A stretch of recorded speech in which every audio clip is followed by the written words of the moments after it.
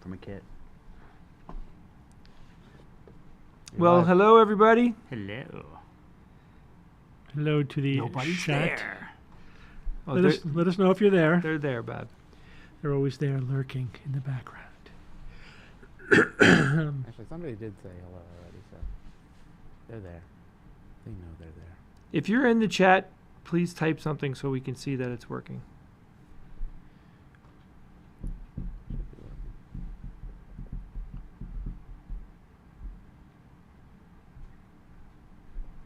For some reason YouTube is not connected, but there are people here.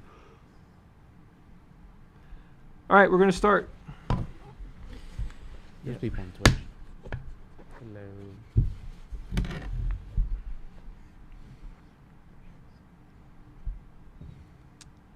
Are you rolling, Ian? Stand by for rolling.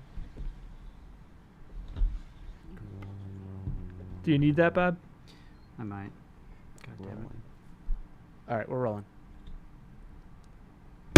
Just wing it. And okay. So, Brian, when we do the intro, I already told them. You good? Everyone good? we're good. All right, here we go. Hi, this is Steve. This is Bob. This is Jay. We are Alpha Quadrant 6, a science fiction review show. And on this episode, we have a special guest, Brian Trent, our good friend and award-winning and best-selling science fiction author. Brian, welcome back to Alpha Quadrant 6. It's always fun to be here. Thanks for having me. We were going to be talking about a couple of topics that we thought you would be especially good for. We're going to start in this episode. This is actually the first of a 5-part series that we're doing on the elements of good speculative fiction, good science fiction and fantasy. This episode is going to focus on world building, right? What is world building? That is creating the universe in which your story takes place. There's good world building out there. There's terrible world building out there, and it really has a dramatic effect on the quality of even a short story, let alone a full novel or a franchise, a series, whatever. My personal example of, I think, the best world building in speculative fiction is Tolkien's Lord of the Rings series. I think that's without a doubt. probably a popular choice. Jay, what would you pick as in your top few? I mean, I have to give a nod to Star Wars, especially because right now there's been so much writing in that universe. I mean, there's been an incredible amount of world building. But if you go all the way back to the very first Star Wars movie, which was Episode 4, it was remarkable.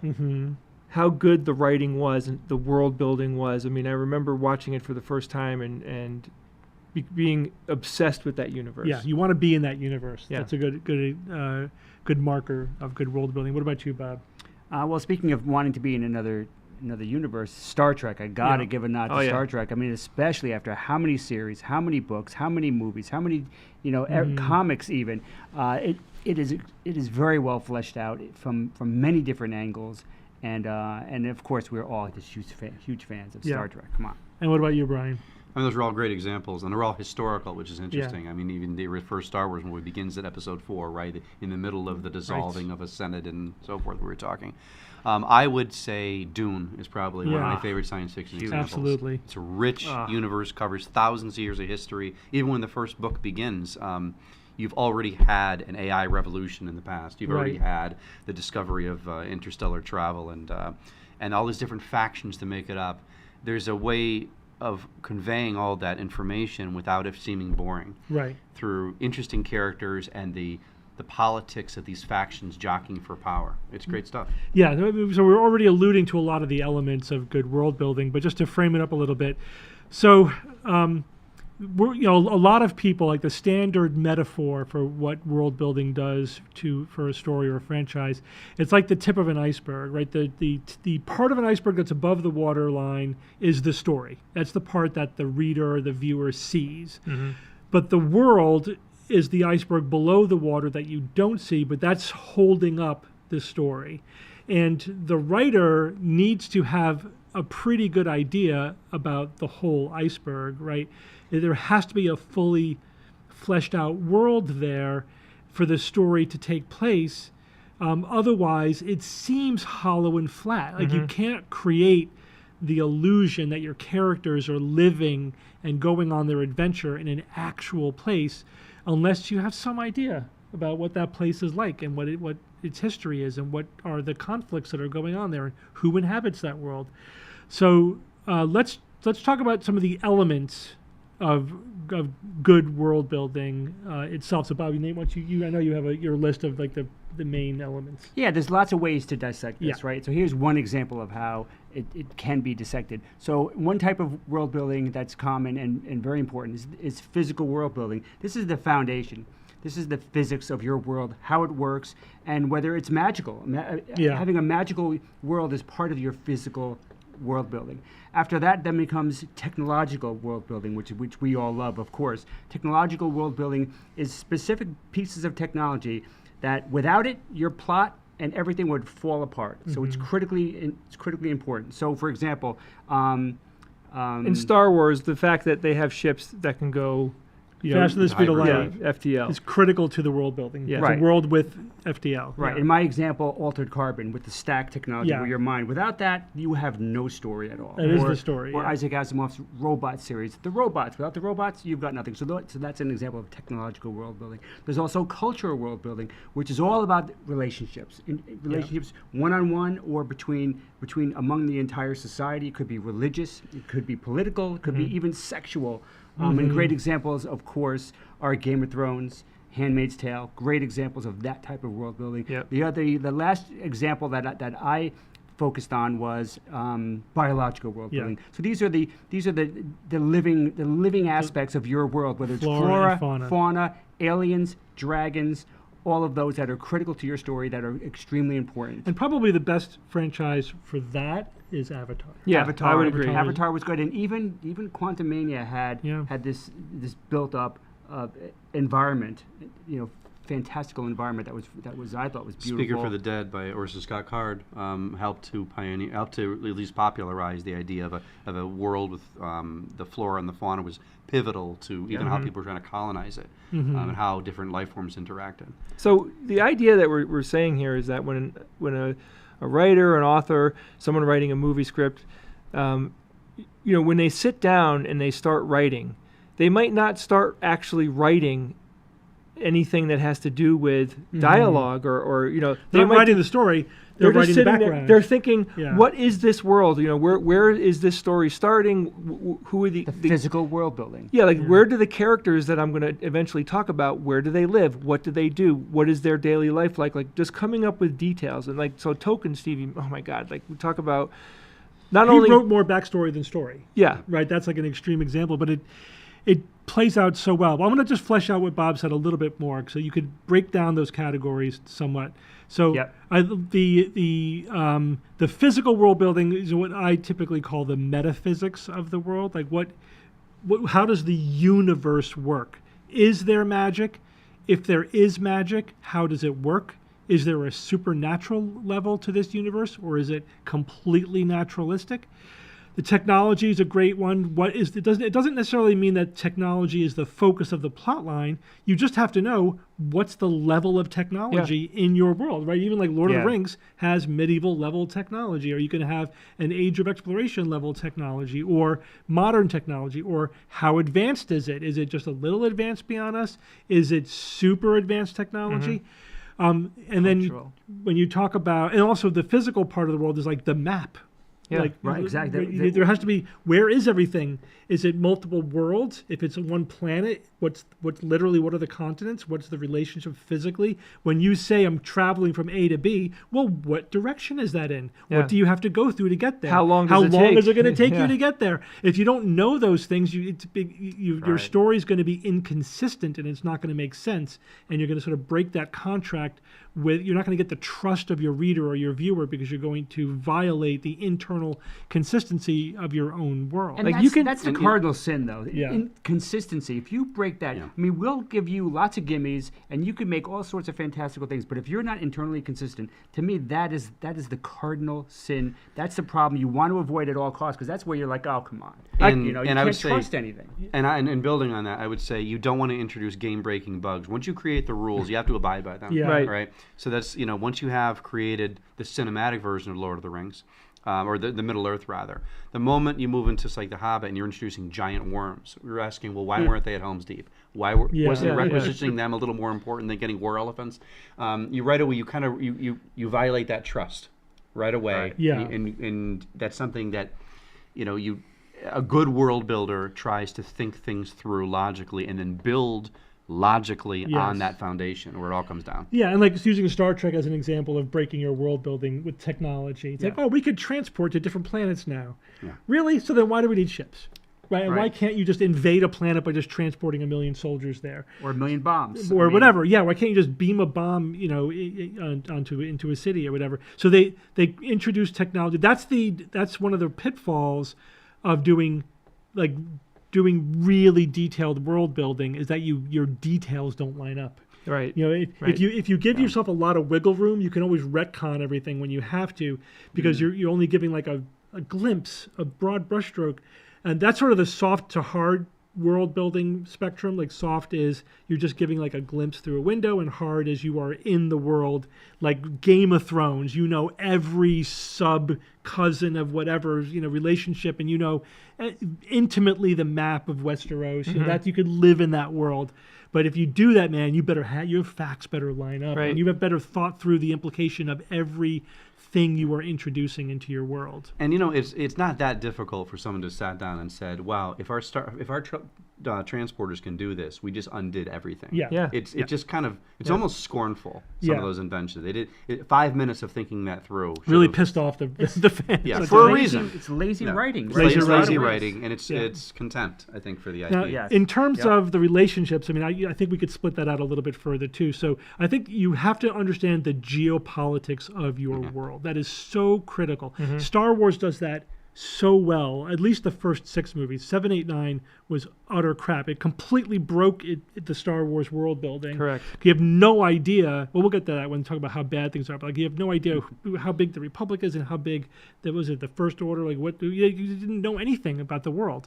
But like with Lord of the Rings, you know exactly where the power is and where the conflicts are and who owns the power, and that this guy is not the king. He's just the steward of the king, and what that means.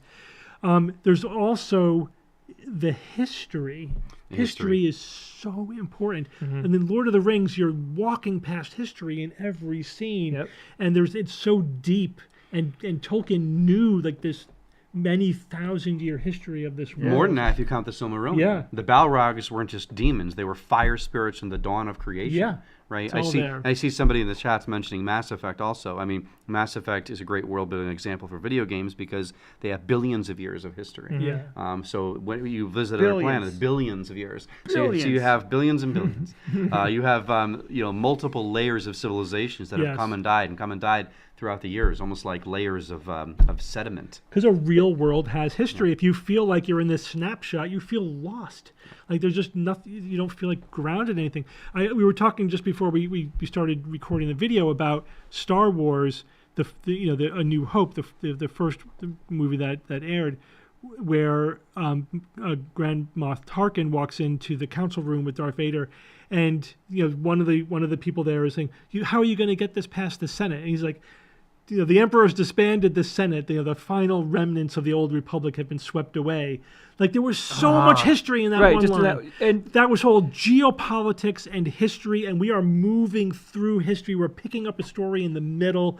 All of those things because and it's no coincidence. Yeah, it's no coincidence that the best brands out there have these elements. Like right, Brian? Like I just thought of another one, Babylon 5. Yeah. Okay, now Babylon 5. Now, what's interesting is I love Star Trek as much as anybody. Okay, but it's a little always curious. Everybody's at the same level of technology for the most part. Right. In Babylon 5, you had like the first ones. You had the other races that were thousands, even millions of years ahead. You had the Vorlons and the Shadows who had been in the galaxy for eons. They were like deific at that point. They were practically almost cosmological, almost Lovecraft level without the madness. And that battle at the end when their ships show up, exactly. Oh my God, it's orgasmic. Right. But not only that, Brian. Not only is there different levels of technology at the same time, but technology is changing through history. Star Trek does that really well. Yeah. You go back to Star Trek Enterprise, and they're at lower tech. They don't have the transporter yet. They have tractor beams. They have the. They don't. Yeah.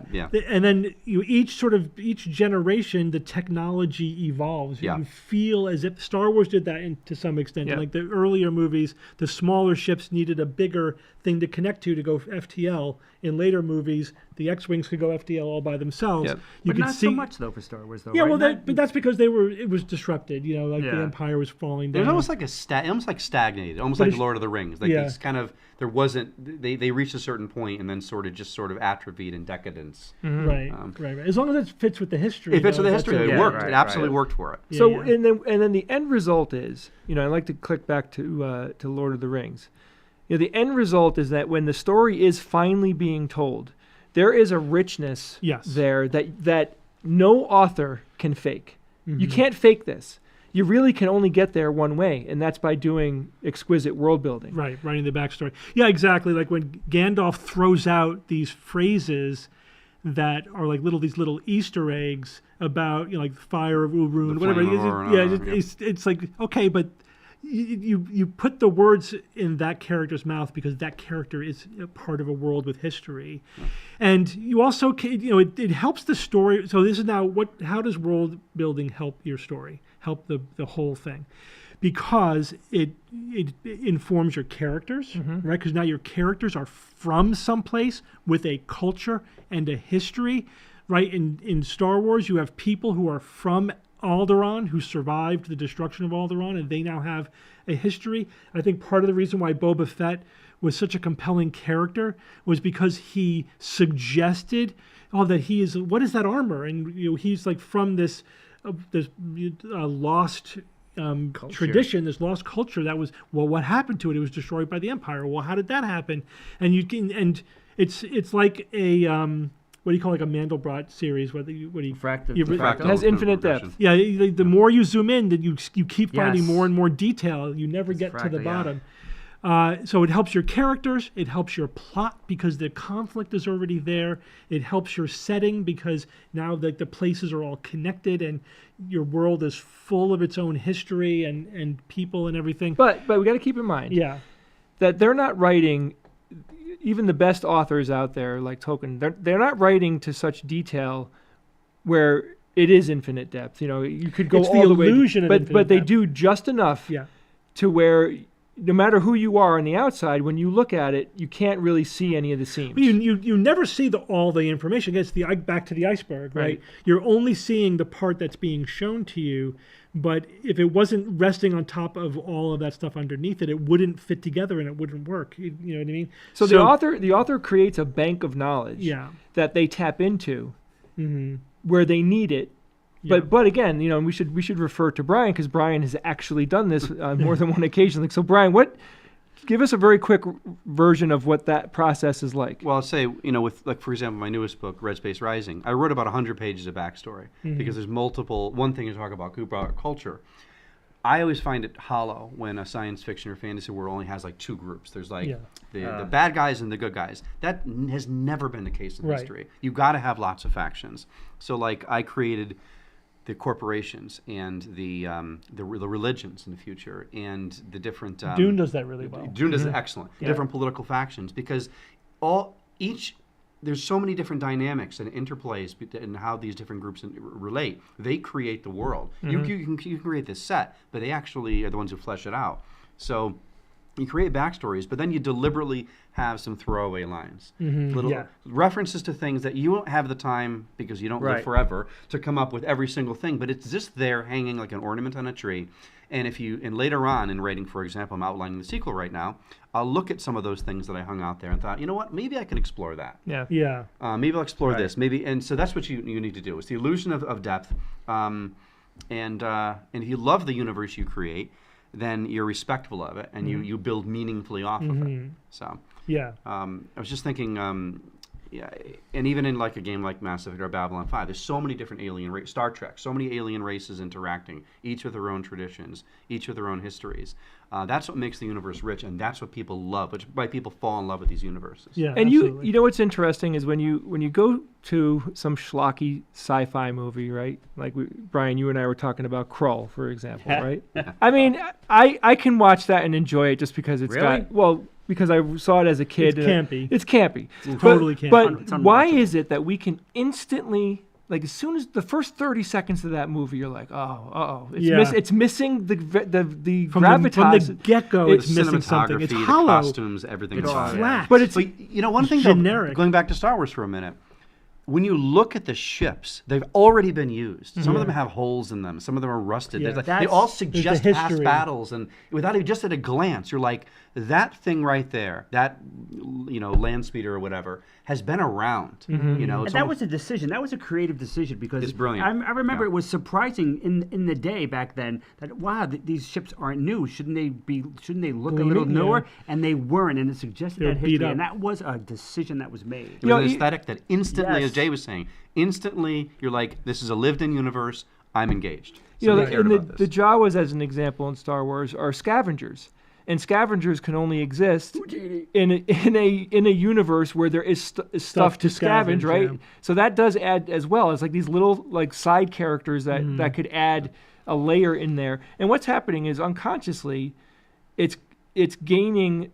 It's gaining this gravitas and this meaning, and as you watch more and more, and these little things are getting filled in and everything, then you start to feel like this is a living, breathing Yeah. thing, and Yeah. that's the goal.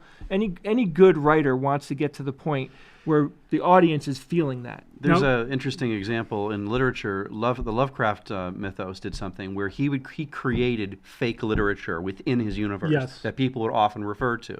Where there's Game of Thrones did that. Piltdown Shards, the Necrotic manuscripts, the Necronomicon. Yes, the and, Necronomicon, and they would Ex it was little touchstones so that different professors or cultists or whatever would refer to these things like, oh yes, we're still in the same universe, but we're looking into this corner. Yep. And this story looks toward this corner. It was like a mosaic. So the more stories you read, the more indoctrinated, if you will, you become into that universe.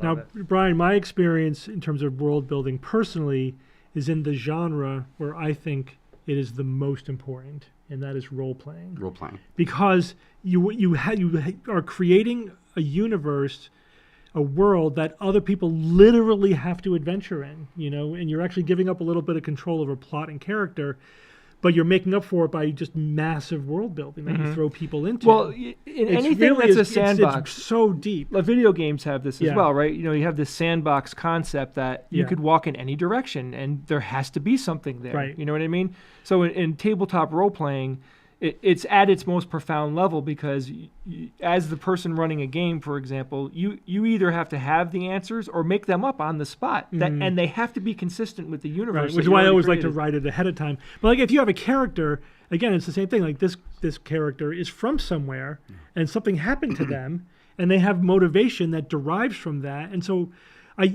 when you're writing a script, when you're writing a story, you can put words in their mouth because you're totally controlling the situation. But imagine a character that you created is now interacting in real time with other people you don't control. You have to know how they're going to react to anything that somebody else can throw at them. Oh, don't we all know it at this table? Yeah. Yeah, well, yeah. I mean, we all know. But say that's why it's a really. I think I'm so enthusiastic about world building, and so. But you should be able to do that even if you're writing a story, because then it becomes so much easier to do the writing when you know how a character could react. But that also translates directly to the viewer or the reader, because like we know how Han Solo is going to react in a situation because he's a real character in a real world. We know how Captain Kirk is different than Captain Picard because they have different interpretations of the Federation, liberal world order that the Federation creates. Whatever, we can debate it. You can debate how different characters in these worlds are going to react. Because, And it's cliche, but it is true. If you create a fully dimensional character, a three-dimensional character, they will kind of write themselves. Yeah. And Yes. once you get them, once you know their language patterns, their philosophy, what motivates them, they sort of kind of take over a story. Yeah. And sometimes people will consult the actor because that actor has lived the character more than anyone else. And sometimes they will have an interesting input, an important input as to how a character would react, their character would react in specific situations. We had to quick mention, like the world of Harry Potter. Yeah. The world building in there, I thought was 100% gold. And interesting because that exists in our world. Exactly. But they built a sub-world within our world. And it worked. And that's world building too. Yeah, when you're building this world within a world. Because and the fact is, like, the author had to write how those two, where the seams are and how they interact and what are the it was great. And what's cool is in that type of writing, she had to write how they hide themselves and all of that stuff too, right? It's all built into it's all built into it. Let's talk quickly about like the worst examples where there was a failure of world building, and it's common. It's very common. Oh God! Yeah. And my favorite example is Star Wars 7, 8, and 9 because it contrasts with the wonderful world building of 1 through 6. Yeah. Again, I'm not crazy about 1, 2, and 3, but the world building there was actually quite good. They extended and fleshed out the world building of 4, 5, and 6 very well. And then you hit 7, 8, and 9, which suffered so many problems, but was just an epic failure of world building because you have no idea what's going on in the galaxy. Yep. You don't know what the real status of, first of all, there's just, you have the generic good guys and the generic bad guys, and where are they from? What are their goals? What are their motivations? What are they doing? What's the sixth order? The first order, was it the first order? The first order. Yeah. What are they trying to do? How many worlds do they control? How do they create a multiple planet killing weapon under the nose of the New Republic? Where are they getting their resources from? I know. Why did they choose that same failed strategy for a third time? I mean, it's remarkable. It's remarkable because in this instance, we're coming from rich world building. Like they had everything laid out. They had everything laid out in front of them. They just had to go, okay, who's still alive? What groups are still in power? What are the main planets? Where are the hubs of power? And they could have extrapolated from there. But and we've seen this happen to both Star Wars and Star Trek on a profound level, that the new people come in and they're like they expunge the history. It's pure laziness. Yeah. And I think to me the greatest example of that is the Star Trek reboot, where you have an already established rich world, right? And Abrams destroys it from the word go. Just saying, you know what? Well, there's a time travel thing that happened, and none of that happened. So why are you even creating in this universe then? Yeah. That's the thing. You already, and nobody can say, well, he wanted to be free to find his own stories. There's plenty of stories in Star Trek. Oh my God. Captain Kirk's history he's a survivor of genocide, right? He came from a planet where the governor went like Thanos and everybody. That was worth exploring. You don't turn him into, and then it creates other logical inconsistencies. You want to show Kirk as a troubled youth, so he steals a muscle car and is blasting Beastie Boys, which is the equivalent of trying to show a troubled youth of today stealing a horse and buggy while a fiddler in the back plays a shanty. It just doesn't make sense. This is 300 years in the future. Yeah. Right. Yeah. Well, I would even go one step back from that, Bri, and say, why the hell are you writing stories about characters that already exist? Like, this is a universe where there's unlimited depth. You can go to anywhere. You can create new characters. I can't stand the idea that they went back and retreaded these characters that already did their thing. It's all about risk. It's all about risk and return on the investment. And Kirk and everyone is a known entity, so they feel they got to go with that. And it's frustrating, but that's world building is risk, and risk. That's why we're aboard her. You can't succeed without taking that creative risk. Yeah. And it just amazes me how over and over again we see that, and yet it doesn't sink in. I don't understand. I'll give you an example of something from Star Wars real quick. So we have Darth Vader and Obi-Wan Kenobi meet at the towards the end of the first Star Wars movie, Episode 4. And they have a lightsaber battle. Yes. And by today's standards, it was a very low quality, very low energy fight. I mean, if you watch it, it's like watching paint dry. And it's interesting in a way because there's a lot of real world reasons why that battle was at that low level, because they didn't have the technology, the lightsabers were breaking. Yeah. They didn't know where it was going to go, right? So you compare it to the stuff that we get to digest today, and it's nothing. I mean, think about how well Obi-Wan would have been able to use that lightsaber at that point with Darth Vader. And it's been done, right? They've got videos on YouTube to show that exact scene reimagining in that scene a way with that modern just technology. blows your mind. Yeah. Like, that's how it should have been. But there are moments of these problems that are in good properties, good brands that we love.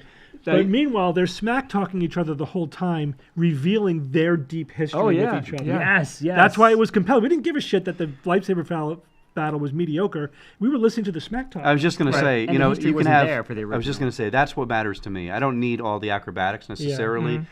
We understood the characters and that there was a sense of history there. I'll watch, the Enterprise withdraw in Star Trek 3 when Kirk steals the Enterprise. All it is the Enterprise backing up, and then he goes to warp. That's all that happens, and that is a damn exciting scene. Way more exciting than CGI overload with constant explosions. People are running around and screaming, and then in the end they are fine anyway because they reverse the flow of some power cell.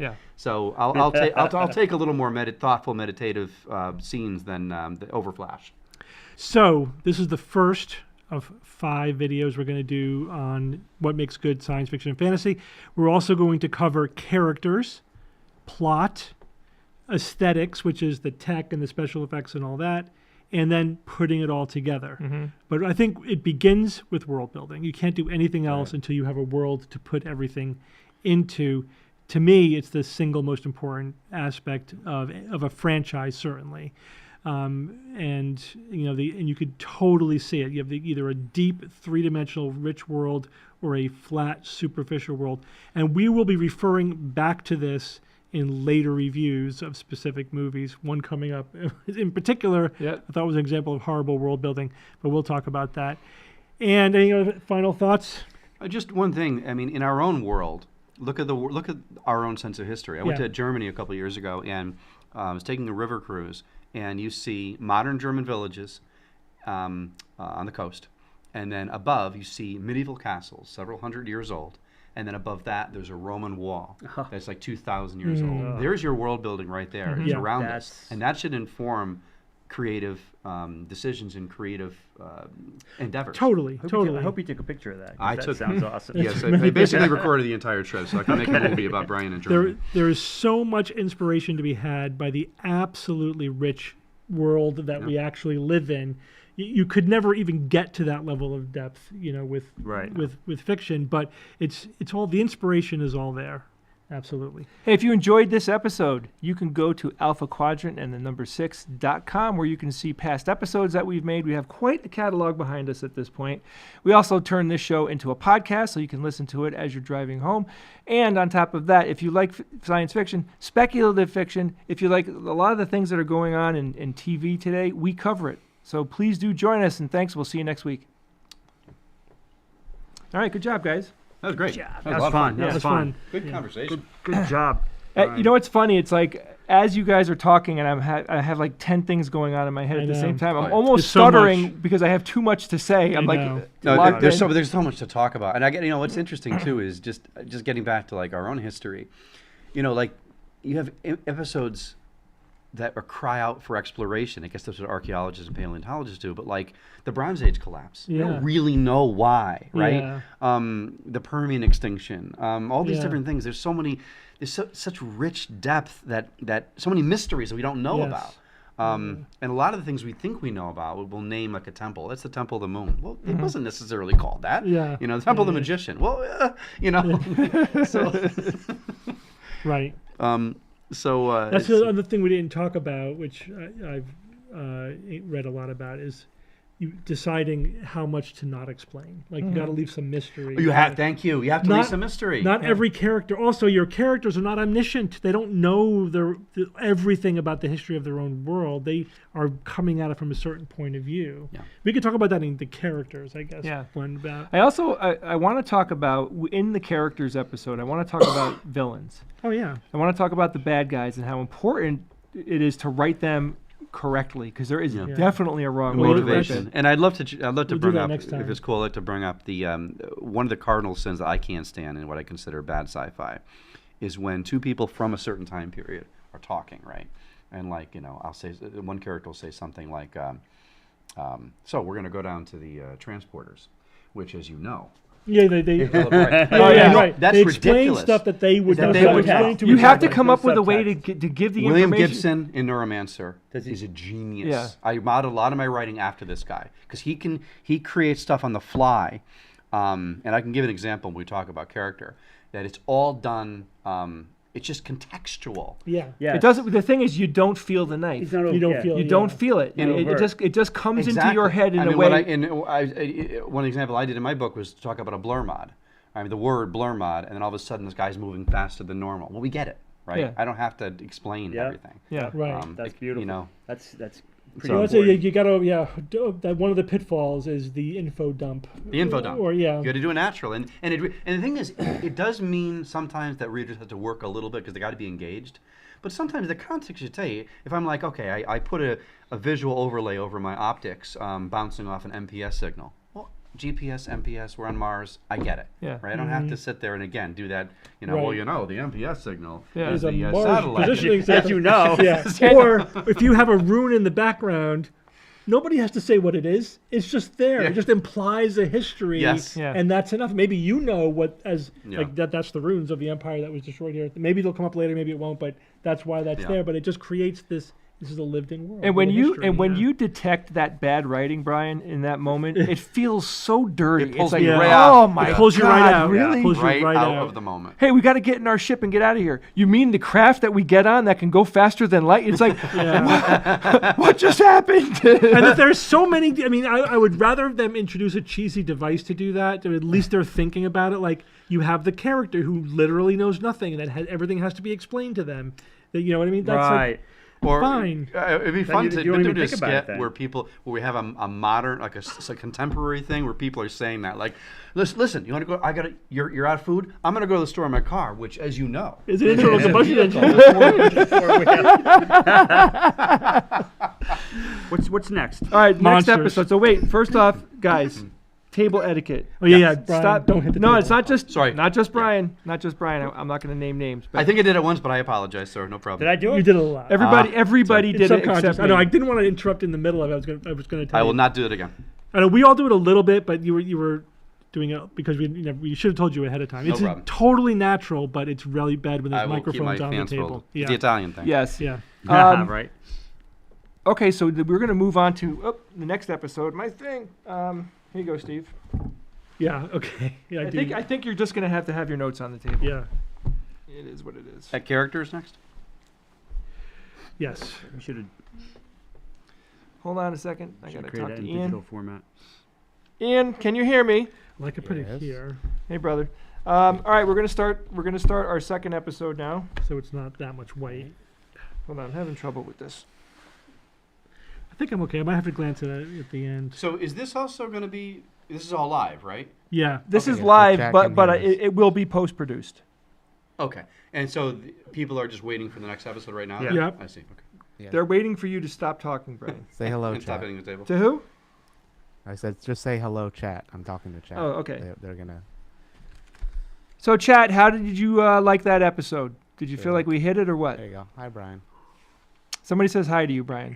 Hello. Ex-Plateau. You can see it on the. Hi, Exploto. Brian, you're awesome to have on here. You guys are awesome to Yeah. be with. I think I love discussing anything with you guys. Yeah. It's just Right. because it's so. First of all, we're all informed about the topics, and we all love it so much. It's just it's The like pa- the it reminds me of just passion. sitting around like having a college dorm room That's over the pizza. idea. The passion You is know? palpable. Yeah. It's like Dr. Finkelstein, Jay. Yeah. We'll have conversations worth having. Yeah. Like we're sharing brains. It is fun when you're in a room with people who can keep up with you, Mhm. right? That can swim alongside you to talk about something that you're passionate about. I don't know if conversation gets any better than that. All right, we're moving on to episode 2. Are you rolling, Ian? Yep, rolling. Here we go.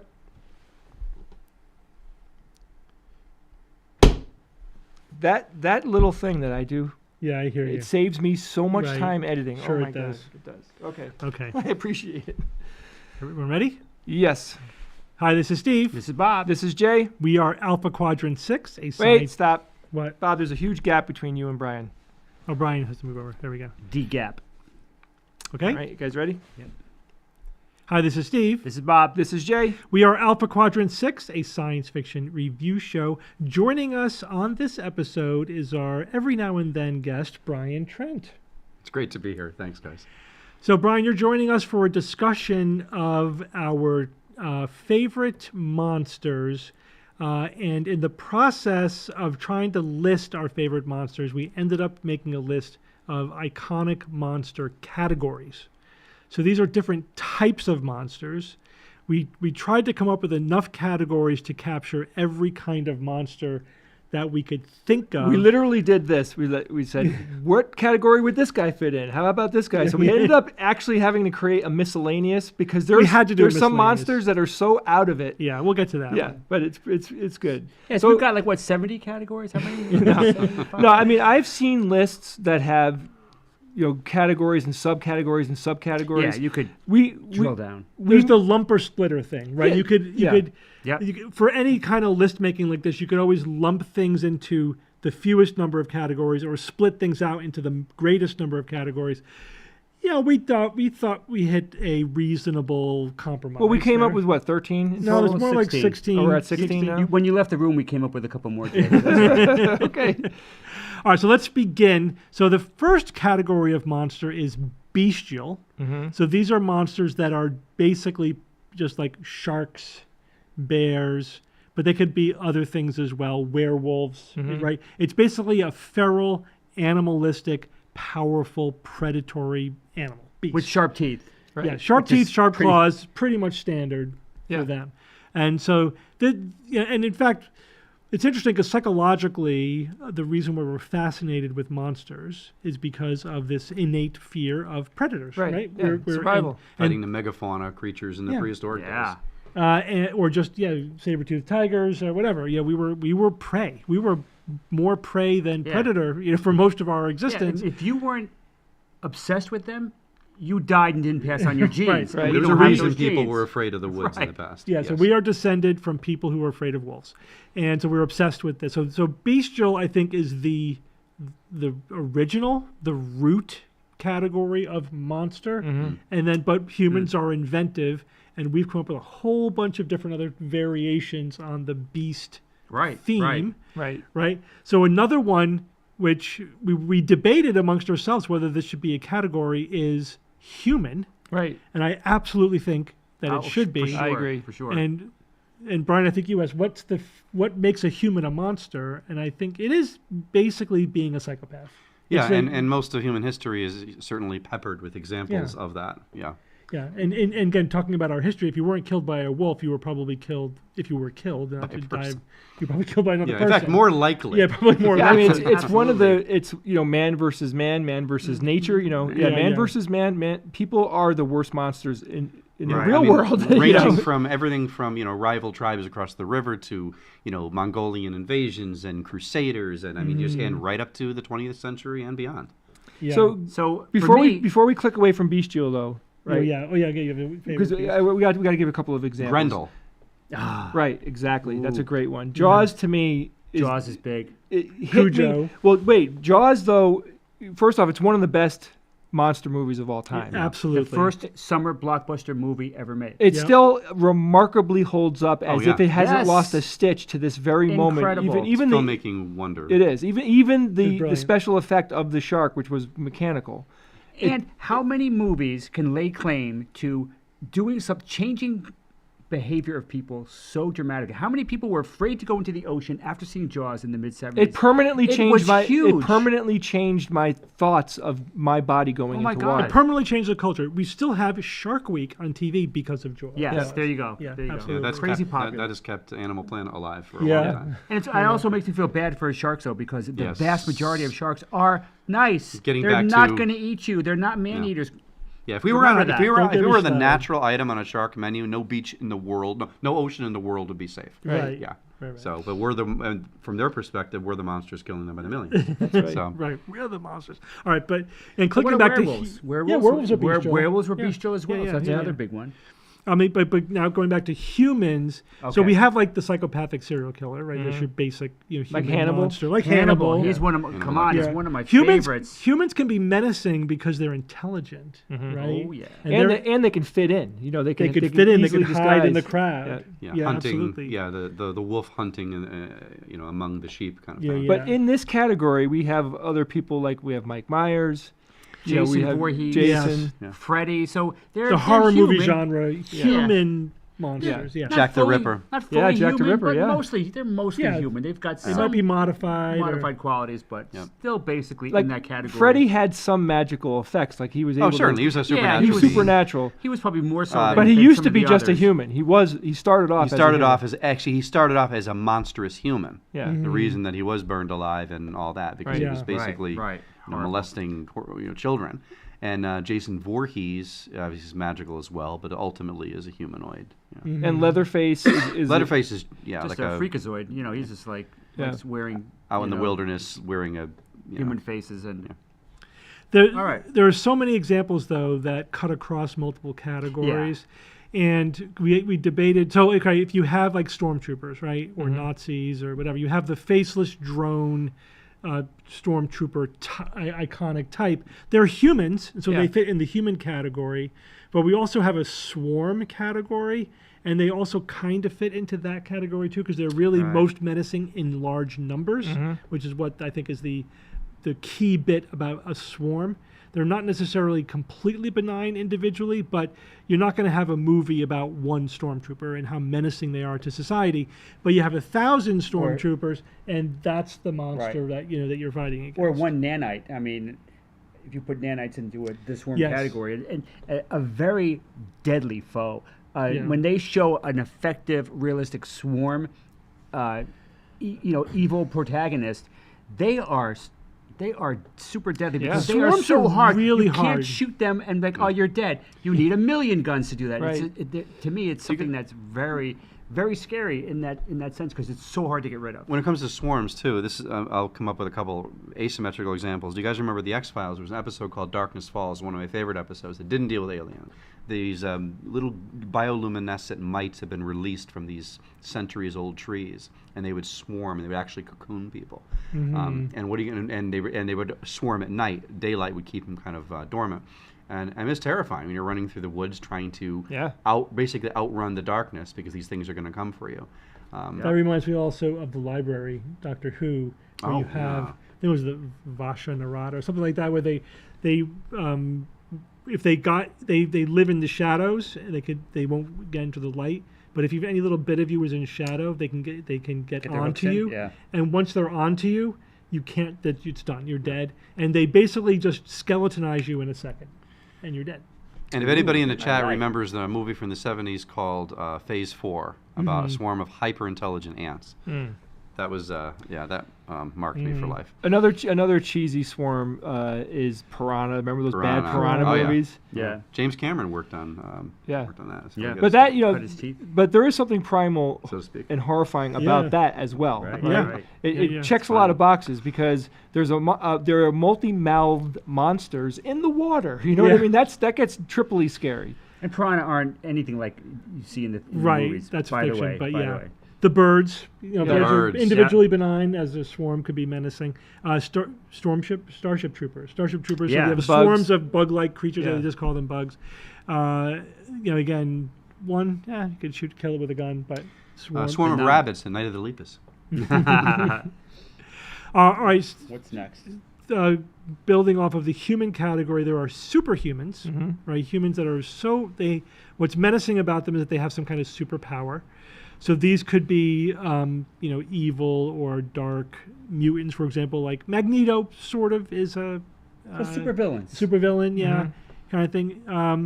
Or Thanos in the Marvel universe is a monster type character because of his super strength and fortitude and ability. But he's still humanoid and he's still basically a humanoid type person. And with the Infinity Gauntlet, I mean that's I mean he's the a apex. monster who can threaten the entire universe. Oh my God. Right. So.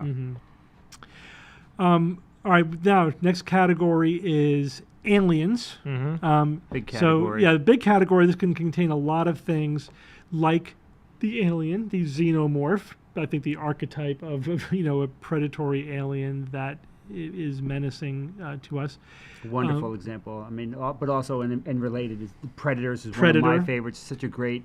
What were they called? Antioch or something is the name of the species. So they're great. And if you guys haven't seen Prey, the latest iteration of Predators, dude, watch it. Go right now. Right now, we'll wait. And we'll I'll be back. That's on my list. Good. But even the Martians from Mars Attacks or War of the Worlds. War of the Worlds. I was just going to say they were definitely the monster of those movies. But the cool thing about that monster is it was a monster that was in a monster ship. Yeah. Which I thought it's such a cool idea. Yeah, it was a monster inside a monster. Yeah. But actually, and when H.G. Wells wrote War of the Worlds, that was one of the things they would his tripods. They were hunting us the way like we would go on jackal coursing or a fox hunt or something. Yeah. It was very deliberate. Yeah. Yeah, they would pick up the humans and then like turn them into red goo and drink them. Yeah, they thought so little of us, which is one of the freaky things about an alien entity. So little of us that we were basically fertilizer. Yeah, we're like a juice box to them. and still so watchable. This is I love science fiction. I'm not a huge fan of 1950s science fiction per se, but that is one of the examples of a 1950s science fiction that you could watch has aged incredibly well. Yeah. That and what's the other one? Forbidden Planet. Forbidden Planet is my number one favorite. Those two amazing movies. Yeah. All right, another category: kaiju. Kaiju. Basically, really big monsters like Godzilla. Yeah. Godzilla's the Cloverfield monster. The Cloverfield monster, although we debated about whether or not that was more of a Cthulhu-like monster, it's which in is another categories. category. We're talking about these two categories together. Basically, huge monsters, building size, like skyscraper size monsters. Rodan. Yeah. The whole crew. Just so the nostalgic, Pacific Rim. right? Basically, the kaiju from Pacific Rim fall into that category. They are the category. But if they get too psychologically menacing, they fall more into the Lovecraftian, Cthulhu end of the spectrum. And a lot of the monsters from the 1950s, the radioactive bug craze. You had Tarantula, the deadly mantis. 30-foot woman. Yeah. Is that a superhuman, a human, or a kaiju? I think I think that's a trifecta. Steve. Yeah, right? Did we get a category for the radioactive, induced big? But they're still kaiju in a way. Yeah. I mean, when I would say they're kind of when kaiju. Them came out, that creature was a gigantic ant, which is another great movie from the 1960s. Very it's on my list. Criminally underrated, very intelligent script. Does it hold up? It holds up. It's been like 15, the script is so well written. There's no excuse that a movie about giant ants should be that well written. So, right. But that was the kaiju for the time, right? In America. I would put that in the kaiju group. Okay, big category coming up. Zombies. Yeah. They definitely need to be in their own category. Yeah, they do. Yes, they're It's kind of swarm. Yes, they're infected humans. They're infected. So they need their own category. They overlap different categories, but they do need their own category. They're all over the place. They're slow. They're fast. They're fungal. They're more like they're alive. Some of them they're are dead. kind of alive. They're magical or not magical. Yeah, they could be supernatural necromancy or whatever. So there's all kinds of different ways to become a zombie, but it's basically a former human who now is zombie-like in behavior. They just zombified. They've been zombified. They could be slow or fast. They usually are slow, but they're inexorable. All they want to do is kill you and eat your brains or eat you. And they don't stop. Right? And they just don't stop. What a commentary. It loops back to the human category, human as monsters, right? Yeah. Whatever it is, some enemy forces pouring over, raping and pillaging and burning. And I mean, it's that's a mirror of humanity's less than shining moments. Yes. How about if you had to pick a zombie, if you even can think of it, a singular zombie? I have my favorite. I do. I mean, yours and I are probably the same. I love the slow, semi-rotting, walking, flesh-eating zombie. Yeah, shambling. Yeah, shambling zombie. Because it really is about the numbers at that point. One of them, and almost anybody can get away from one zombie. Mm-hmm. It's the numbers. It's trying to fight back the waves. You're overwhelmed with the numbers. But if I had to say, what would scare me the most, and that's one of my go-to criterion for what's a good monster. How much does it really freak me out? I think that supernatural necromantic zombies are the scariest because it really does open up the possibilities of what they could do and how frightening they could be. Like they have those glowing red eyes and they're harder to kill and they can have magical powers and they can have real super strength. Like a lich? Yeah. They could be smart. They don't have to be mindless. So there's just so much more you could do with them. For the biological zombies, we're trying to sort of replicate the necromantic zombies with biology, and you could sort of do it, but you can't get fully there. Yeah. I think, there's a potential for terror and horror, I think, is greatest with that type. Well, one of the oldest stories known to humanity, going back to the Epic of Gilgamesh, one of goddess Ishtar's curses was she was going to make the dead come up and eat the living, and that's what are you going to do? Yeah. So it's a goddess-inspired zombie horde. Or how about when there's no more room in hell, the dead will walk the earth? Yes, Romero. right. Shout out to Bub, by the way. Oh, Day of the Dead. You're Bub, right, Day of the Dead. The other thing about zombies that are scary, if you think about them just tactically, a zombie army, this I think was the brought most to home in Game of Thrones, the White Walkers, is that as your army shrinks, their army grows. Yes. So they're a juggernaut. Yeah. Right. Imagine you're fighting an army that's getting bigger as the war goes on, right? Because they just keep raising by up default, the dead. right? Yeah. By default. Or even World War Z, where they make the argument that the zombie army, the zombie horde that was building in that universe, they were 100%. Everything about them was for killing you. I mean, in terms of like logistics, like they're super soldiers. If you have super soldiers, if you have an army, you need to feed them. It's all about logistics. That's the real limiting thing. But with zombies, completely self-contained. They don't need anything but just they're their own weapon. They don't need. They eat on the run, right? And they don't even need to eat. Don't even need to eat. Yeah. Well, if they need to eat, they eat you. They eat the person that you're trying to kill. Right. Right. So it's sort of built into the whole process. They don't need to sleep. They have no fear. That's right. Yeah, they're just. That's Kinda why like- I think they're so menacing. Okay. All right. Next two are kind of related, and we yes. get debated about whether we should make them one or two categories. I firmly believe there are two categories: AI and robots. Let's start with AI, artificial intelligence. So this begins with, in my opinion, the Colossus, which was a classic science fiction movie from our youth. We watched this when we were young. Terrifying. It was terrifying, and Does it was. it hold up? It holds up. It holds up. I Because mean, the glass it's line is what it's kills you. dated. It's dated. Yeah, can't help that. But it's appropriately dated, meaning it's still appropriate. It takes place in the past. And it's not irrelevant. Yeah, but it's relevant. No. It's completely Especially relevant. in our world today. Especially now, thank you. Oh my God. As soon as Lots of stuff the chat happening. bot right away, I was like, oh, this is Colossus. ChatGPT. Skynet, Shodan from the Yeah. video game series, the Reapers in Mass Effect. Even in Dune, one artificial intelligence almost destroys humanity and takes over the galaxy. in the Balearian Jihad. Yeah, I think though right now Skynet is more relevant as an enemy than ever before in human history because artificial intelligence is starting at the very beginnings and it's right just now. software. Like there's no robot attached to it. That's why it has to be its own category.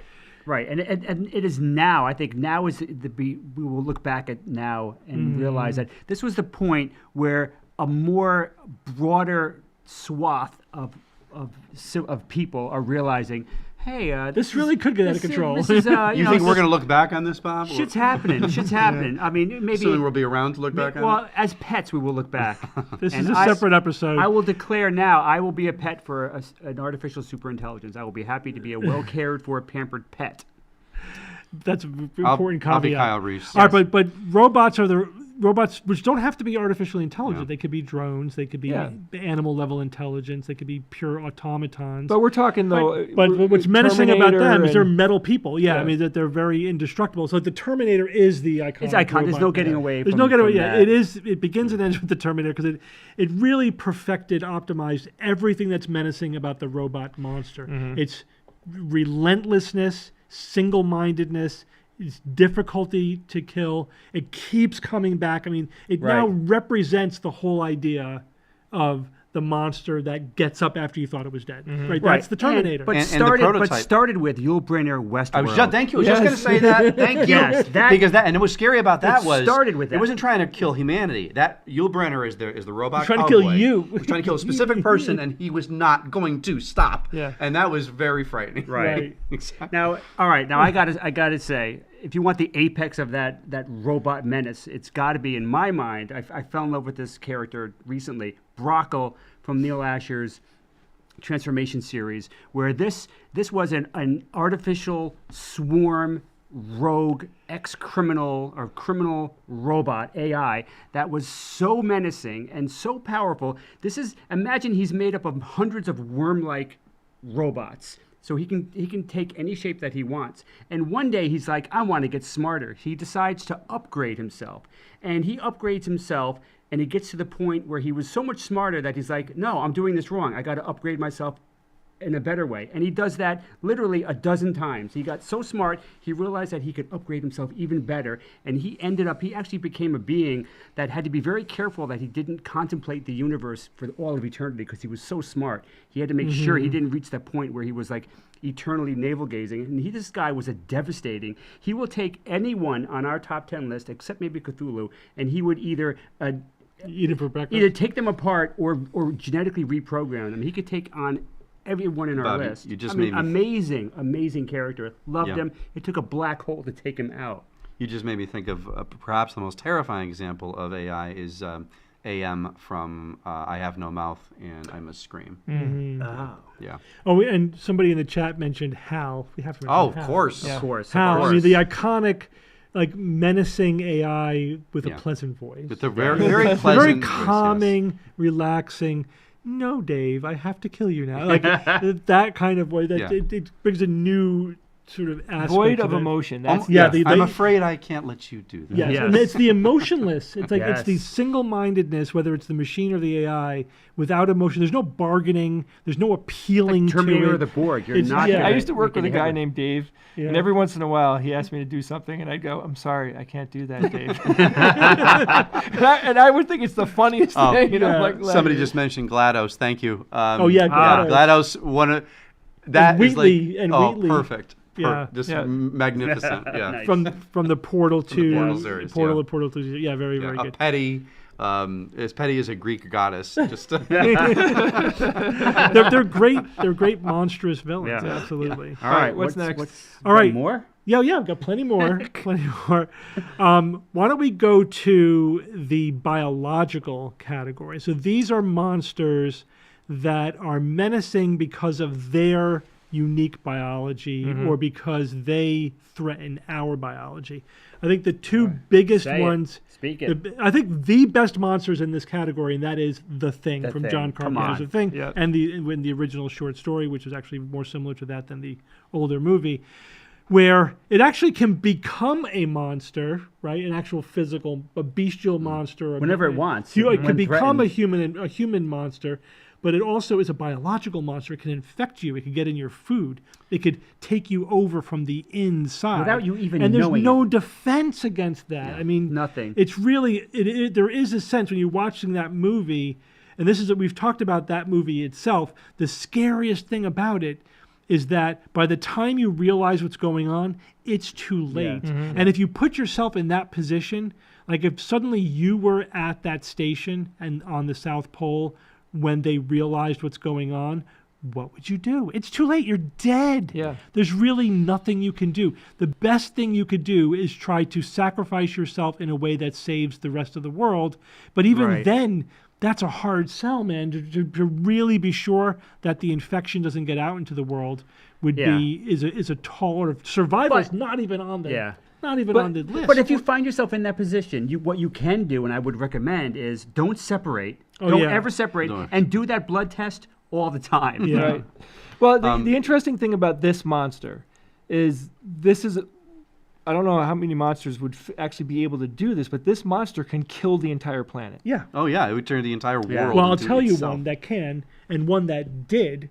One of the few movies where the monster wins, Invasion of the Body Snatchers. Oh, yeah. Right? Yeah. It's the same thing where it's inexorable, it's in secret, and in that one, you can't sleep. You can't sleep. You That's go to awful. sleep Oh and my you're God, it dead. hits you right, yeah. The first one and actually the 78 remake was very good. Yes. Yeah. The first one remember that? the first one ended with a little bit of hope. Yes. The second one, arguably a sequel, because Kevin McCarthy is kind of playing the same character as a cameo. Right. But yeah, the scene with Donald Sutherland being Donald Sutherland, with that awful scream. Yeah. Oh, yeah, Oh my yeah. God, so that was good. I haven't seen that. That was a very frightening last Excellent. scene. And the effects still hold up. I mean, in almost every scene, most of them hold up. Man. What's her name? She was in that, and she's also an alien. Veronica Cartwright. Yes. Yeah, she was good. She made it. She's one of the most traumatized actresses in history. Oh, I know, right? You're Oh right. my Every time you God. see her, Getting alien blood You and feel her pain. Yeah. Could you Yeah, put yourself absolutely. in a hermetically sealed room? I mean, what was the mechanism of well, you this can't, Bob, pod? because their people are taken over. They'll just come get you. Yeah, the pods grow. They replicate. I don't think they really explain exactly how they did it, but actually in the second one they sort of did. Donald Sutherland falls asleep in a chair, and a vine snakes up and wraps around him, and that almost is like the touch point where it's growing him out of the. That makes the sense, which means that you can isolate yourself enough where that doesn't happen. But they would eventually come get you anyway, so you're kind of doomed. Scary stuff, good stuff. Yeah. Okay. All right. What do we got? So we're going to be turning a little bit more to fantasy now, which has a lot of its own categories. So one category, we tried to not to make it too many different categories. So one is magical creatures, because there's just a lot of like dragons and manticore, trolls, all that stuff. Goblins, orcs. There's a lot of just fantasy type humanoid or magical creatures. Everything from Dungeons and Dragons. Yeah, everything. Basically, the monster manual for Greek Dungeons mythology. and Dragons. Yeah, mythology. The Cyclops, the Minotaur, centaurs. Yeah, exactly. What's a favorite? What's a favorite in that huge mishmash of stuff? Oh, how can you pick it? I love dragons. Dragons I know that's sort of the very, very common answer. Ancient spellcasting red dragons. I mean, it's hard to top that. I mean, they're magnificent creatures, and they're not well represented in cinema, I would argue. Yeah, I agree. How often does that actually happen? I mean, Dragon Slayer was a great movie. Dragon Slayer. The Hobbit. The Hobbit. People rail against the Hobbit series, but I still love the scenes with with the dragon with Smaug. You mean in the remake, the Peter Jackson's? Yes. That was the worst part of the whole trilogy. It was a huge. But they destroyed that dragon. Sure. I still liked seeing it. Because it's so underrepresented. The dragons in Game of Thrones are awesome. Yeah, they're cool. They're good. They're good. Dragon Slayer's a great call, though. The Dragon Slayers and those effects were pretty cool for the time. That was like a brand new technique. They didn't use stop motion for the dragon. I remember they used go motion, which is like kind of the opposite of stop motion, which is an interesting technique that doesn't really be used anymore. It gets rid of it induces the motion blur. So it doesn't look like it's stop motion. Okay. All right. What else? So we have also in the fantasy realm supernatural creatures. Things like a vampire. Like, what is a vampire? It's not really bestial. It's not really. It's human. Not human. It's humanoid, but it's more. It's too different to throw it in the human category. It's kind of an infection. It's a supernatural. How you look at it. Yeah, it could be an infection, but it could be he's undead, although not a zombie. But I think we need a supernatural category to include things like vampires. Vampires, can be very menacing. I think they, traditionally, like for me, vampires are one of the best monsters because they combine so many things. They're just pure evil. They're intelligent. The intelligence is the scary part. They're resourceful. They're long-lived. Yeah. And they have spent their time perfecting their craft. They're merciless predators. You are food to them. Yeah. Yep. So a really classic evil vampire, that's definitely one of the, you think about it, who would you want to be standing across from? I would rather face off against a werewolf than a vampire any day. You're toast either way. Well, pretty much, but at least like a werewolf, you might be able to climb into something and hide. I don't know. Vampire, forget about it. If he wants to eat you, he's going to eat you. And Steve, there's a line in the original Dracula, the original novel of Bram Stoker, where Dracula himself says, when he's being confronted, he says that my plans stretch over centuries and time is on my side. Yes. So like you're a bug. You're a blip in his larger plan. Right. Yeah. Right, they couldn't care less about your pathetic short little you're a gnat. life. You're like we think of ants, except they're delicious. But vampires are so provocative that they can be the protagonist. That's in the thing. Stories. I understand that. Although I really don't like this trend of making like friendly vampires. Oh, it's fine. Come on. How about sparkly friendly vampires? I mean, Lestat. I know he's not friendly. No, but you love him. He's an anti-hero. Right. But I'm talking about the sparkly vampires. Yeah, that's all. That's just a diluted. They're not really vampires. A couple people mentioned Near Dark, which is an underrated movie. Those were frightening vampires. Yeah, they are. The first time I ever saw vampires explode into fire. I recommend that movie. I haven't seen it in years, and I almost saw it last night, but I didn't. But I'm going to see it. Bill Paxton as a vampire. Need I say more? Need I say more? And Lance Henriksen. Lance Henriksen is terrifying in anything he does, even if he was just bringing your Uber Eats. But they're underrated. But to be fair, though, the cheesy aspect of vampires. I mean, it goes is it predate the 80s? I know it was in the 80s, but there's been cheesy vampires for a very long time. Oh, yeah, you can go back to Christopher Lee vampire movies and Bela Lugosi. And, but I loved Frank Langella as a vampire. I actually liked him as a vampire as well. Yep. He had the thing with his eyes. I saw that within a year, and it totally holds up. I mean, you arguably... I dislike mirrors. You can say... They are the playthings of man's vanity. It's a little slow because it was made in 79, so it's a little slow, but it is still the cinematography, the acting, everything, the costuming. It's off the hook. Highly recommended. Holds up. Frank rocks. And one little an inversion of this with the vampire trope, the book, not the film, the book, I Am Legend. Mm-hmm. When the vampires, there was a vampire plague taking over the world. But in the end, the one human who's like fighting against them, it does this brilliant narrative shift where he's now the monster who's hunting them because they've moved on and created their own society. Yeah. And he's the creature in the middle of the night who shows, or rather middle of the day, shows up and is cutting their heads off and putting them on stakes and so forth. He's the monster. He's the monster. Great. Of course he Great. is. Yeah. Yeah. Oh my God! Read the room, man. Read the room. Your time is over. Read the room. All right. There's also godlike monsters. Things, creatures that are so powerful, so intelligent that they really are. Yeah, they're in the godlike category. Like Q. Your only Star chance Trek. with them is either to escape their notice Or appease them. or somehow appease them, or something like that. Be interesting to them. Be a Picard. But you can't fight against them. You have no chance against them. They literally have godlike power against you. There was an episode of Star Trek The Next Generation where there's a creature called a Dowd. The episode was called The Survivors. And he just he got so angry at a specific species, he wiped them out everywhere they were in the universe. Yes. Just because of a thought. With a thought. And that's a terrifying thing. And then Picard finally says, he's like, we don't have any laws to judge you. We have nothing that fits. What you did is way outside of our abilities. We just think that you should be left alone. Yes. Yeah. Or potentially, I would make allies with them. What an ally. But that's Q-like. Q could do that, right? I mean... what am I forgetting? Oh, Infernal. This is the one that I think scares me the most. Infernal can. Yeah. Absolutely. Like my favorite example of an infernal creature is a possessed person from Evil Dead. Mm-hmm. Right? So they're not really that powerful, but they are creepy beyond anything. Like Bob was saying before when we were talking about this, if you actually interacted with a possessed person from Evil Dead, it would change your perspective. Mm-hmm. It would change you. It would be a life-changing event. Shit. Yeah, you'd lose it. Like never before. Yeah. I can't imagine the fear of seeing somebody I loved become something like that. It's really terrifying. The terrifying. grudge to be infernal like that? Yes. Yeah, because what's freaky about that, you don't even have to do anything wrong. You just walk into the wrong house one day. Yeah. And then it's after you forever. Yeah. So Infernals definitely bring a lot to the table as monsters. So they're powerful. Mm-hmm. They're evil. Like they're just inherently evil. They are the embodiment, metaphysically of evil. Mm-hmm. So they not only want to kill you, they want to do it in a very sadistic way. Yes, sadistic, disgusting, perverse way. They're super intelligent. Mm-hmm. Again, they have a perspective that spans thousands of years. Not to you, to them. Again, you're just a little a blip for them to use to corrupt. They want Why to corrupt have you awakened us from our ancient slumber?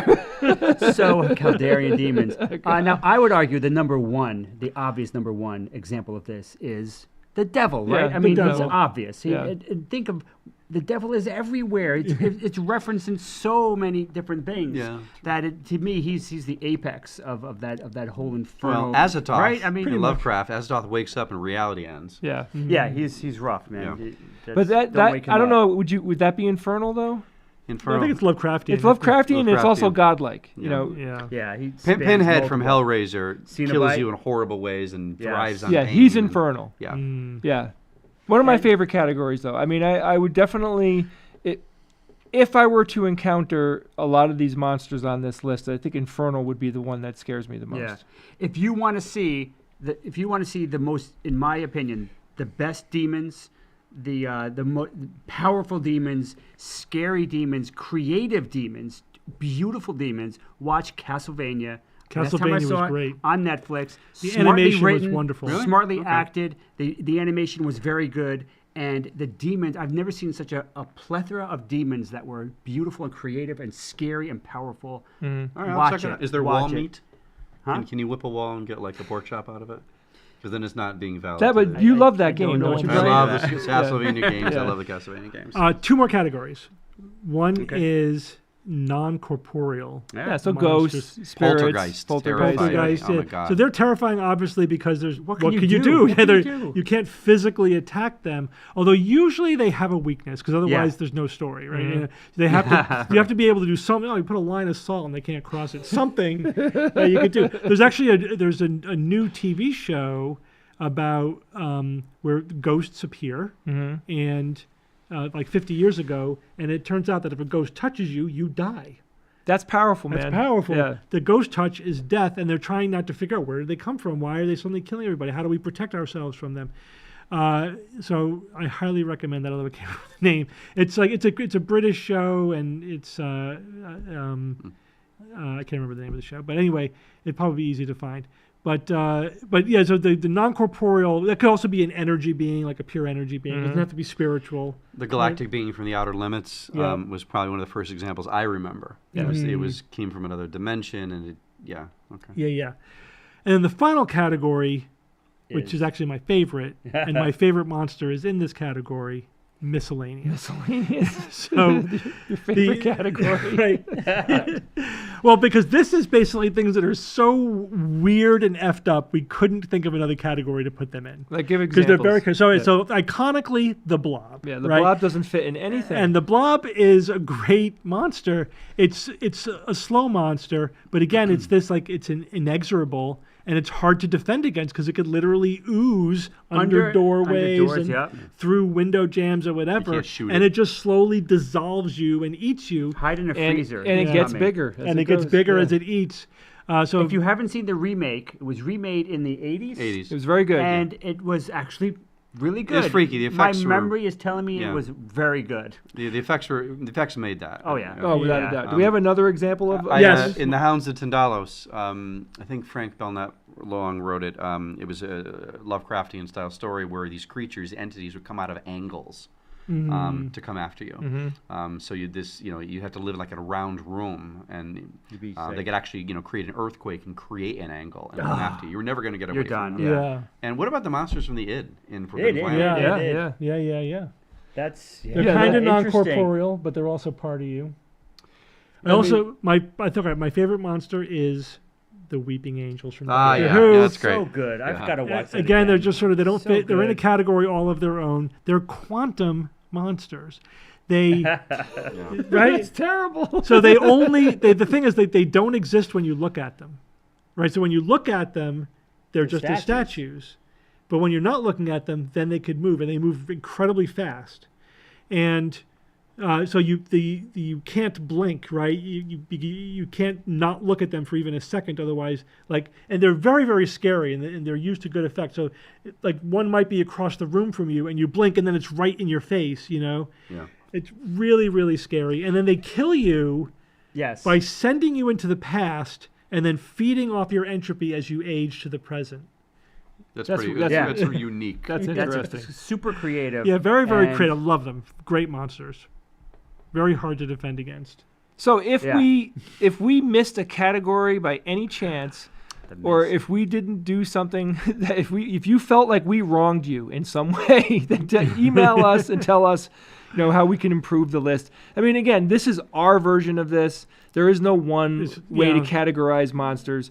Lockwood and Company was the show I was talking about. Somebody put it in the chat. Thank you so much. But it was an incredible amount of fun trying to come up with this list and see if we can rationalize something that is hyper irrational. Right? Yeah. And we have an innate fear of monsters. Yeah. Right. And we're fascinated by them because that's how we deal with our fear. Yeah. Again, it's that if it bends, it's funny. If it breaks, it isn't funny, right? So near death is fun, but as long as you don't actually die or get hurt or get harmed. I would dare say to watch monsters. There is always room for one more good monster movie, right? Oh yeah. I don't think if it's creative enough. Yeah, as a genre, monster movies, you can't. It's not like, because I've gotten kind of played out by zombies. I love zombies, but there's been so much zombie going on. But then The Last of Us came out with the click zombies and the fungal zombies. I'm like, all right, I could do another series of that. That was a unique spin on it. It's a very good show. But I will say though, I mean, because you brought it up. that really is a show about people. I mean, Of course. the zombies are not showcased that much. Every good show would be ultimately. It should be, of course, right? of course. That's why it's a good show, though. It's not like you're Right. just looking at the glorification of zombies, which Yeah. This last episode did not have one zombie in it. Not one. doesn't need it. Doesn't Right. need it. But they better have it next time. It's the world building. See, the Yeah. world Yes. building The is world what building. makes that show yeah. be able to Yeah. But stand every up. Absolutely. mythology has monsters in it. The first stories that we know about are about monsters, and Baba and the Cedar Forest.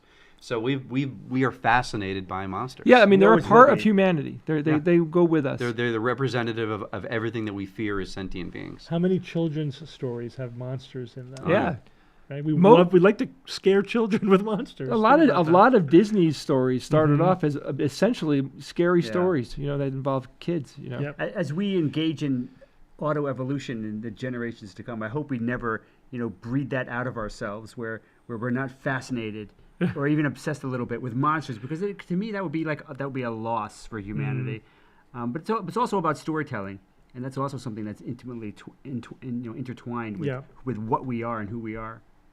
So if you enjoy this episode, please do drop by our website. You can go to www. We don't even say that anymore. Yeah, I We know. don't say It's that anymore. We www. don't say it. Some tonight. Go to Alpha Quadrant and the number 6.com, where you can see past episodes that we have done. We also turn this show into a podcast.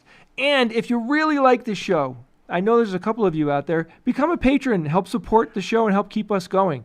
And guys, I got to tell you, you're all monstrous to me. Thanks for coming. Stay back. monstrous. See you next time, guys. What category though? All right. 2 down, 1 to Too go. late. I forgot. What? Pennywise. Oh yeah. Oh, yeah. Pennywise, and like a lot of the Stephen King stuff, it completely went. Yeah. So Pennywise, What he's was- a, he's a Supernatural human. No, he's a Well, actually, spider. he was like a Spider. He was like basically like a projection? cosmic thing. He's an 'Cause alien? He looked like it was ultimately an alien, but it was basically he looked like your fears. Yeah. So that almost be That's why like he's a those clown. ladies category. Oh, what the He the Dementors from Harry Oh, the Potter. Mentors, another good Oh. example. Yeah. Yeah. Yeah, anything the ring wraiths in a way. Yeah, the Nazgul, sure. Nazgul, Yeah. The yeah. Nazgul. Well, look, we live in a rich world, guys. There's lots of monsters out there. Is. All right, so Brian, we're going to do one more episode without you, unless you happen to have seen the latest Ant-Man movie. I know. Quantumania. Feel free, knock yourself out. You did miss I a am thing. absolutely done with superhero movies. Yeah. Oh, Done, man, done. no. Marvel Phase 4 sucked. I'm sorry. I'm done, and I have no interest in DC. So I like Loki. All right. I didn't watch the TV show. It was good. Yeah. It was good. I thought It's Hawkeye worth it. was fun in a low key kind of way, Yeah. but In a low Low key. key, but not Loki. Nice. that's it for today. Yeah. Thank you so much, guys. Thank you, I it was really fun. enjoyed that. Yeah, I really thanks for did. joining job, us, brother. I'll see you Saturday. How was the movie? Spoil it for me. Terrible. Terrible. Yeah. I'm not What? Ant-Man Quantumania? 3. Huh? Yeah, Quantumania.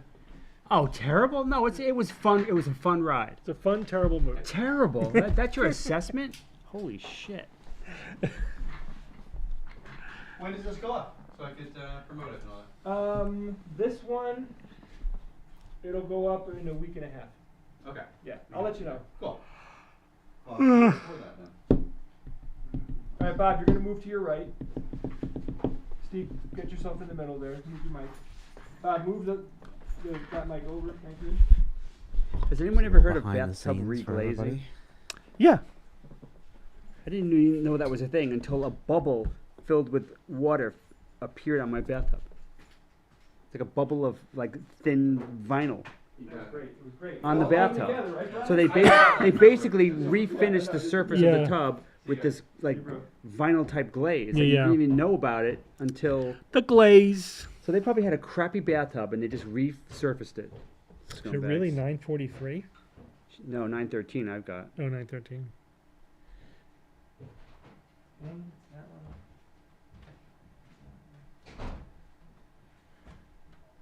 Yeah. All right, let's see how well I did moving these cameras.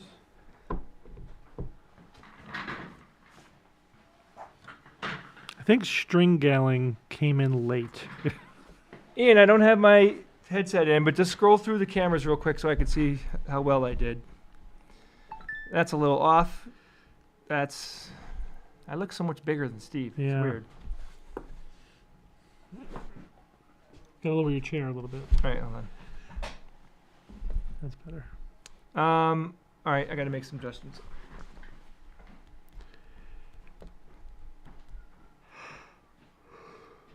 How about Gumby? What category does he fall into? I was going to say Barney.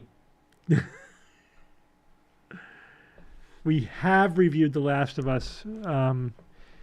We did after, I think, the 3rd episode. Yeah, we may do one at the end of the season. For what? The Last of Us. Okay. Yeah, we should do an end of season review. Are we going to do a pre-Mandalorian for Yeah. season 3? Well, we did the trailer review. Did we? Yeah. Yeah. Is that for Mando? Okay, yeah. Never Yeah. mind then. That was it. So we'll have to do an end of season, I guess, review. Yeah. All right, Ian, I think we're good. Let me get my headset back in. And the other thing about the weeping angels is that a picture of a weeping angel is a weeping angel. So it literally comes out of the TV, like if you have it on if you have a video camera on it. Oh, I forgot about that. And its reflection in your own eye is an angel. Wait. All right, can I see the cameras again, Ian? Yeah. Okay. So if there's Good. one angel and you're looking at it, Good, it's good actually enough. two Okay. angels. Could be. All right, here we go, guys. Not absolute. Clacker. Are we good? You need good, the Ian? Clacker. What? Oh, It's Thank called- you, thank you. Ant-Man Quantum Mania. Ready, and here we go.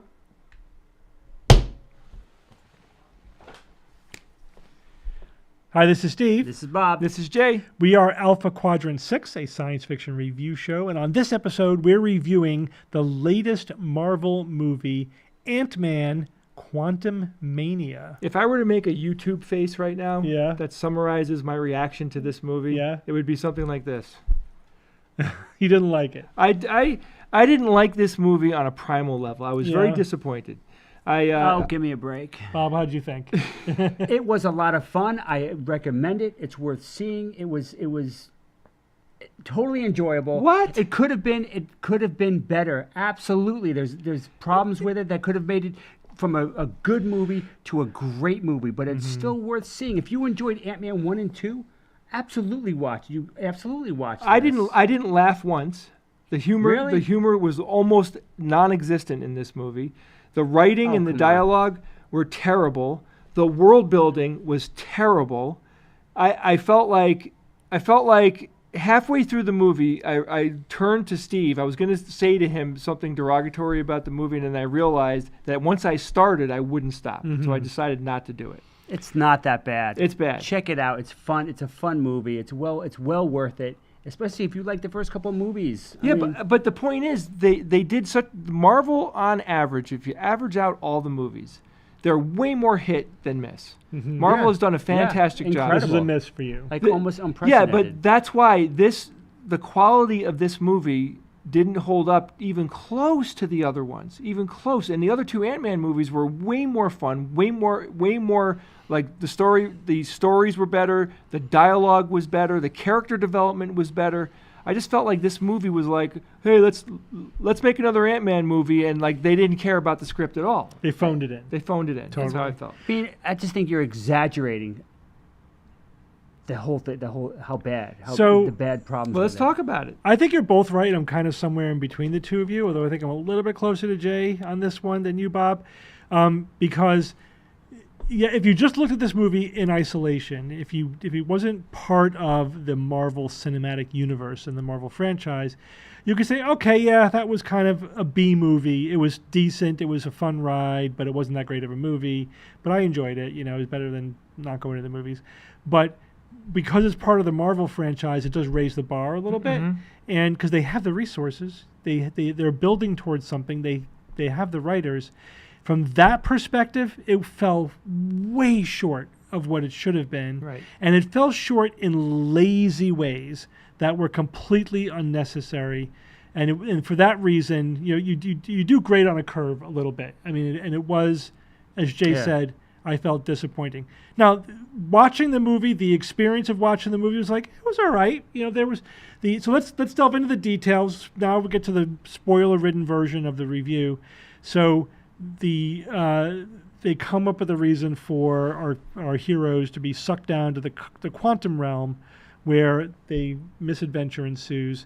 Let's talk about the very first thing, right? Let's talk about the science of the whole quantum realm thing, I felt like, well, you really have to watch this movie to understand the review that we're about to give it, because there's details here that we're going to talk about that are important. So one, if there were a quantum realm, it would be so fantastically huge.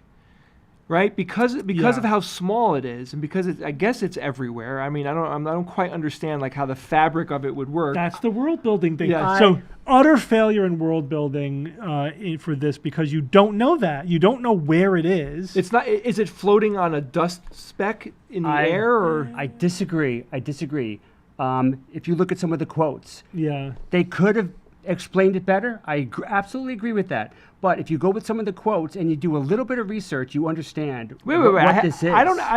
Bob, you absolutely can't throw out there that I have to do some research to enjoy the movie. Well, then let's look at some quotes then, where Janet says, when she was describing the quantum realm, she says, you weren't able to look deep enough, not through the void and subatomica. And then, this one's important, it's a place outside time and space. So this is not the quantum realm. I will say that the name of this movie is probably a misnomer. It really should be a microverse mania. It's not really our quantum realm. Now of course I had to Google this because she mentions the subatomica. What is that? That's a cool word. And I did have to do I did a little Googling, and I found out what it was. This is not a universe within a universe. This is more of a parallel dimension, which makes it similar to the multiverse realities. So this isn't something that if you just squeeze yourself down, you're gonna see this universe. No, there's actually a constructed nexus that you go through. And so subatomica, what is subatomica? That's a planet. This is a parallel universe. None of this was in the movie.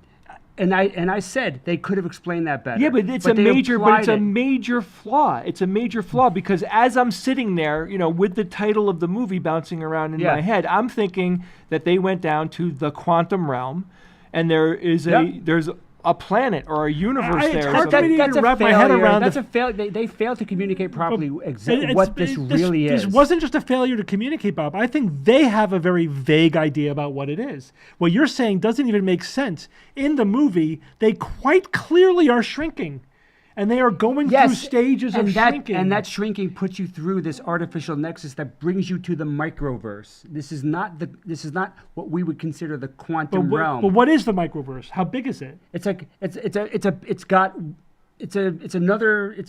subatomica that Janet references is a planet. It's a star system, and there's a planet called subatomica. Yes, it's not a subatomic world that you're shrinking down into. No, I disagree. I don't even agree with all of that stuff. Yeah, no, I think terrible. This is what they meant. I like the movie less because of what you just told me. That makes it worse. It's a confused mess. And I agree with you. I agree that needed to be communicated better, and that was a mistake on their part. But the reason why I like this discovery that I made is because it's not yet another gimme that we need to say, oh yeah, there's a universe at this subatomic realm that we just don't see. It isn't that.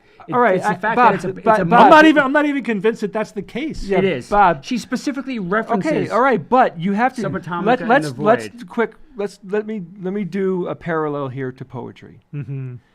If it's not in the verse, it doesn't exist, right? Meaning that you could interpret a poem a lot of different ways, but you have to be able to use the text to back yourself up and say, yeah, well, it's in the text. I can interpret it this way. This isn't an interpretation problem. The information that you're giving me isn't in the movie. Yes, she says it's not inside, it's outside of space and time. But what does that mean to you? It means that it's not in our reality. But Bob, that could be a description of the quantum realm because quantum mechanics does exist in a way. It's not the same space and time. Bob, in the movie, no, they have Pym, the guy particle, that created the Pym particle, that is a genius when it comes to this.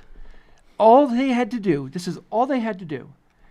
Once they go down and they're there, and he's like, this isn't the quantum realm. This isn't it. This can't be it because this isn't this. I think we're actually blah. I agree. If they did that, then we would have something to wrap our head around. I agree. But so I'm going into it, and it even doesn't matter. Steve said it. It doesn't even matter because once we're there, once we get to this location, wherever it is, and how weird it is, it's not really a planet. There's like lots of big things spinning around. And there's a lot of things in the movie that seem to be derived from the notion that this place is very small, right? You must agree with that. It's the microverse, but it's not what we would consider the quantum realm. That's why there's like a paramecium at some point that's as big as a whale. It's a parallel dimension. It's not a universe within the universe. That's accepted canon in Marvel. Jay, I'll say it again. I agree with you. This was not communicated well. But when someone says that's not how the quantum world is, I have to say, but it's not the quantum. It's really not the quantum realm. Bob, let's get past this point. That's all I'm saying. But the point is, that's all I'm saying. But so it's like a Disney World version of something real. In other words, they created this parallel universe that is quantum themed. Even it has this theme of being very small, but it really isn't. It's really outside of time and space, whatever that means. That means gobbledygook, nothing, and it's small to an undefined degree. And we're not really sure how the physics are supposed to work there. It's weird because the quantum world is weird and this world is weird. So we're going to call it the quantum world, even though it really isn't. It's the micro world, but we really aren't really sure what size it is. But it's really small. It's a confused mess. Right, the world building, and not just in communication, in conception. Right, conceptually, it's a confused. The mess. world building is a complete terrible train wreck world because. Like I agree with what Steve said. Like I have this sneaking suspicion that the writers don't know. They didn't really. They're throwing out sciencey terms without any idea of any real conception of what it is. It's technobabble at that point. It's technobabble world is what it is. Not only that, even if we put all of that aside, and it's just this other place, right. It's like Narnia. You go through a closet and you're in a different world. Fine. The world building from that perspective was also horrible because how big is this world? What's the metaphysics of this world? Are they on a planet? I think it is. But it doesn't look that way to me. You have no sense of what watching the film. I'll give you a great example. What's the geopolitical structure? No place had a name. There wasn't like we're from blah and you're from blah. It was just one city. Yeah, it was like just one big area. Well, how about this? Where the humans come from? Yeah, why are humans there? They should have populated it with bizarre creatures and no humans. I agree. They didn't even commit to their own premise of it's a weird place. It's a weird place with humans. It was populated predominantly by humanoids. Yeah. If not straight up humans, right? Which is weird. And again, I love the bizarre creatures that were there. But this is some of them are interesting. This I is liked where it too. this they is didn't where double down on that. Smart writing has to click in. The writer should know. It's going to be weird if we put humans down there, so we need to give a reason why. Yeah. So we could say, I agree. 1,000 years ago, a bunch of humans got sucked down here by some type of quantum accident or some weird event that happened in the universe. That would have given the world history. Yeah. And those people some identity and culture and background and... You know what I mean? Yeah, it's something I agree. Except for this big question of why are there people here? And this makes absolutely no sense. You know what vibe I got when the first 10 minutes of them being in this quantum realm, whatever it is, I really felt like they were ripping off Star Wars. Yeah.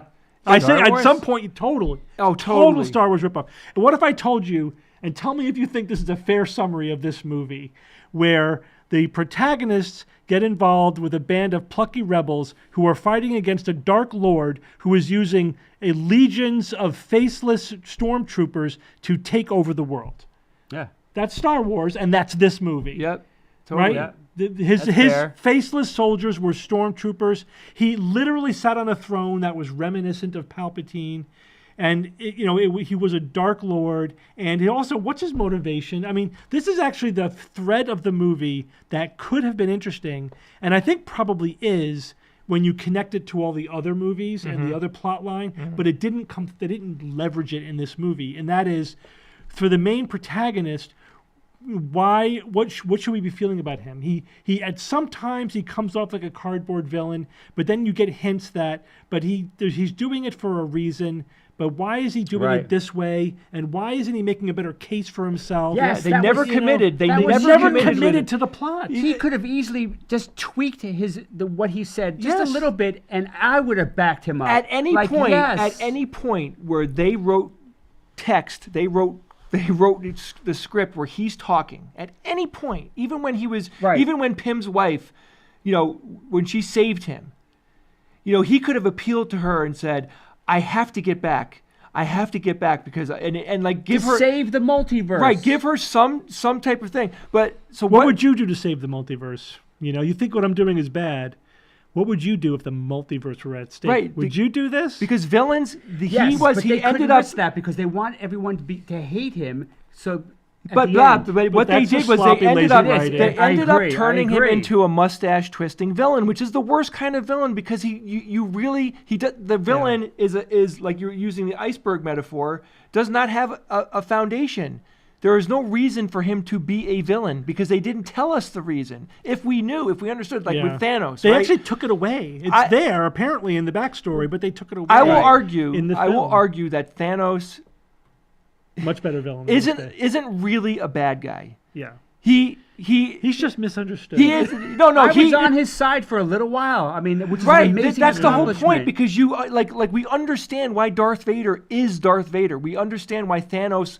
We can understand why Thanos is deciding, I'm trying to do something good for the universe. From my perspective, half the people need to go because of these reasons. Okay, at least there's a motivation. There's a modus operandi. With this villain, he was a cardboard, mustache-twisting villain because they gave us nothing. So the whole time, I'm like, I'm not entertained by the actor's acting. I didn't think he even acted well. He's a good actor. Oh, he's a good actor. But they gave him nothing to act on. It's a disservice to the directing and the story in this movie that it's such a good actor gave such a flat perperformance. Yeah, his performance was flat. He probably squeezed out every drop of lemon juice he could out of what they gave him.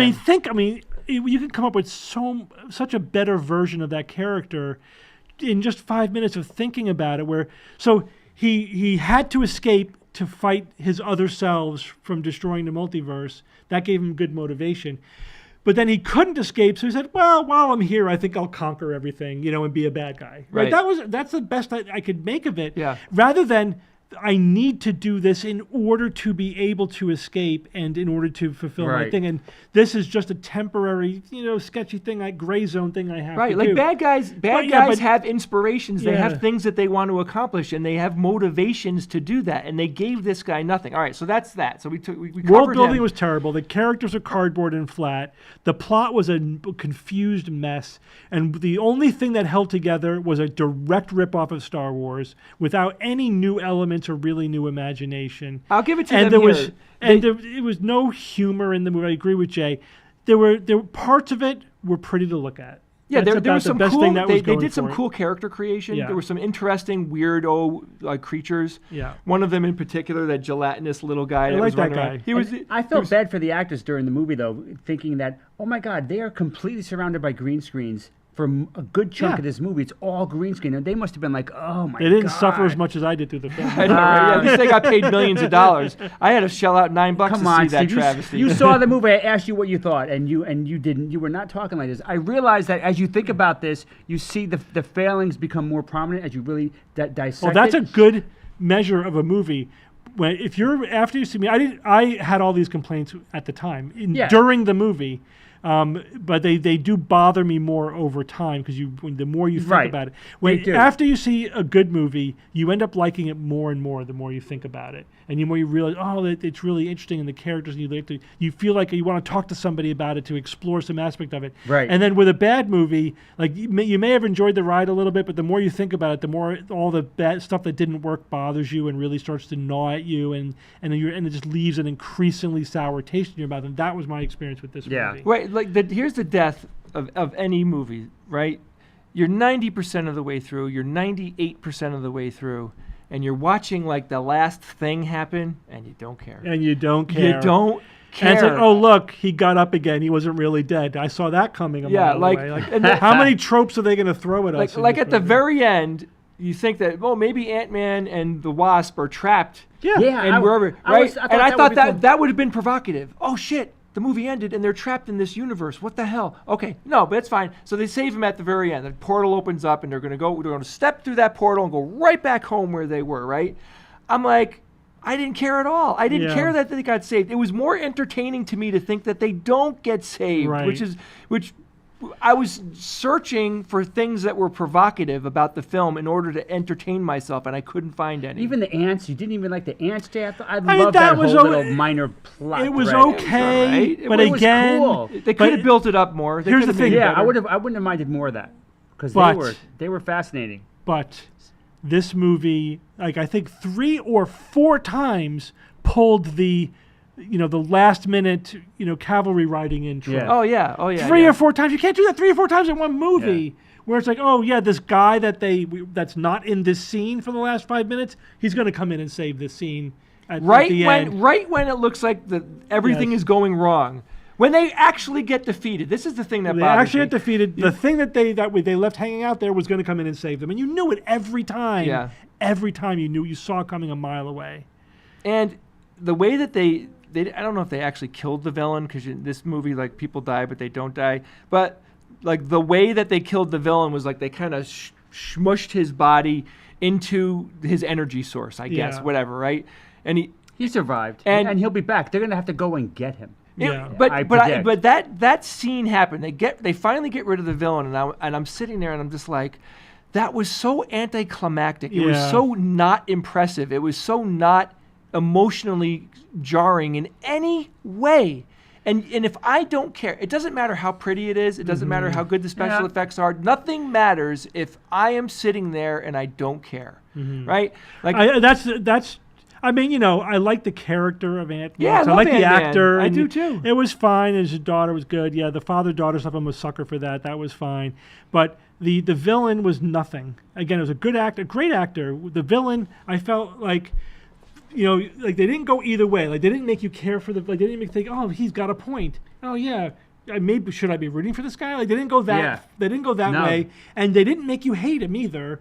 At the end, it was just meh. The main villain of the story, I didn't like feel like anxious for him to be defeated. He felt nothing. Or conflicted or any. I didn't feel anything about it. He should have been more Thanos-like in something, in our feelings for him. Anything, go one way or the other. I don't disagree. Maybe he was life in that realm for him was so horrible for how many years was it? 30 years. That he became twisted. Yeah, that could have been it. But he wasn't twisted. No. He wasn't tragic. He wasn't misunderstood. He wasn't anything but poorly written. Right. And that was just, it made the whole thing fall flat. The whole thing fell flat. I'll give you a really good example of just horrific writing. Yeah. All right? This might be the last example I give because I think we've wrung this out. No. But this is like it in a nutshell. Okay. So the basic story that we have here, and I hate the fact that I can't remember characters' names. That's how bad the movie was written. I don't know what Pym's wife's name is. I should. Janet. Janet. Okay, Janet, Dr. Pym's wife, who was apparently stuck in this micro universe, whatever it is, Microverse. I know where you're going with this. She gets rescued from this universe, is reunited with her family, and tells them virtually nothing of what happened to her in the micro universe. She told them nothing. Wait, I'm not done. I got to finish this, Steve. So now they are sucked back into the very place that she was. She knows where she is. She knows players. She knows the way this world works. Yeah. And her whole family is there. She tells them nothing. It would be like me falling overboard with the two of you guys, and Steve knows exactly how to survive in the ocean and how to get rid of the sharks and how to Aquaman. And he tells us nothing until 2 seconds before we're about to get killed. Then he's like, maybe I should have told you how to... Yeah, so they obviously retconned the whole thing, right? They didn't plan it from the beginning. So they needed some reason for her not to have told them this huge story. And what they came up with was, Yeah, I probably should have told you. That was it. That's what she said. That was the whole reason why she never told them about it. Yeah, I probably should have told you guys about it. And then they wanted to do the slow reveal, so they didn't have her download them at the beginning. And the reason for that was, I was trying to protect you. How? Yeah, from How what? was keeping them in ignorance protecting them from what? I mean, you gotta be kidding me. It made zero sense. It was inanity. So this is what happened. It was the laziest writing you could possibly imagine. They literally didn't spend 5 minutes thinking of a retcon for that. It took me a half an hour to recover from that. I thought about it for a half an hour as the movie was going by. And I never do this.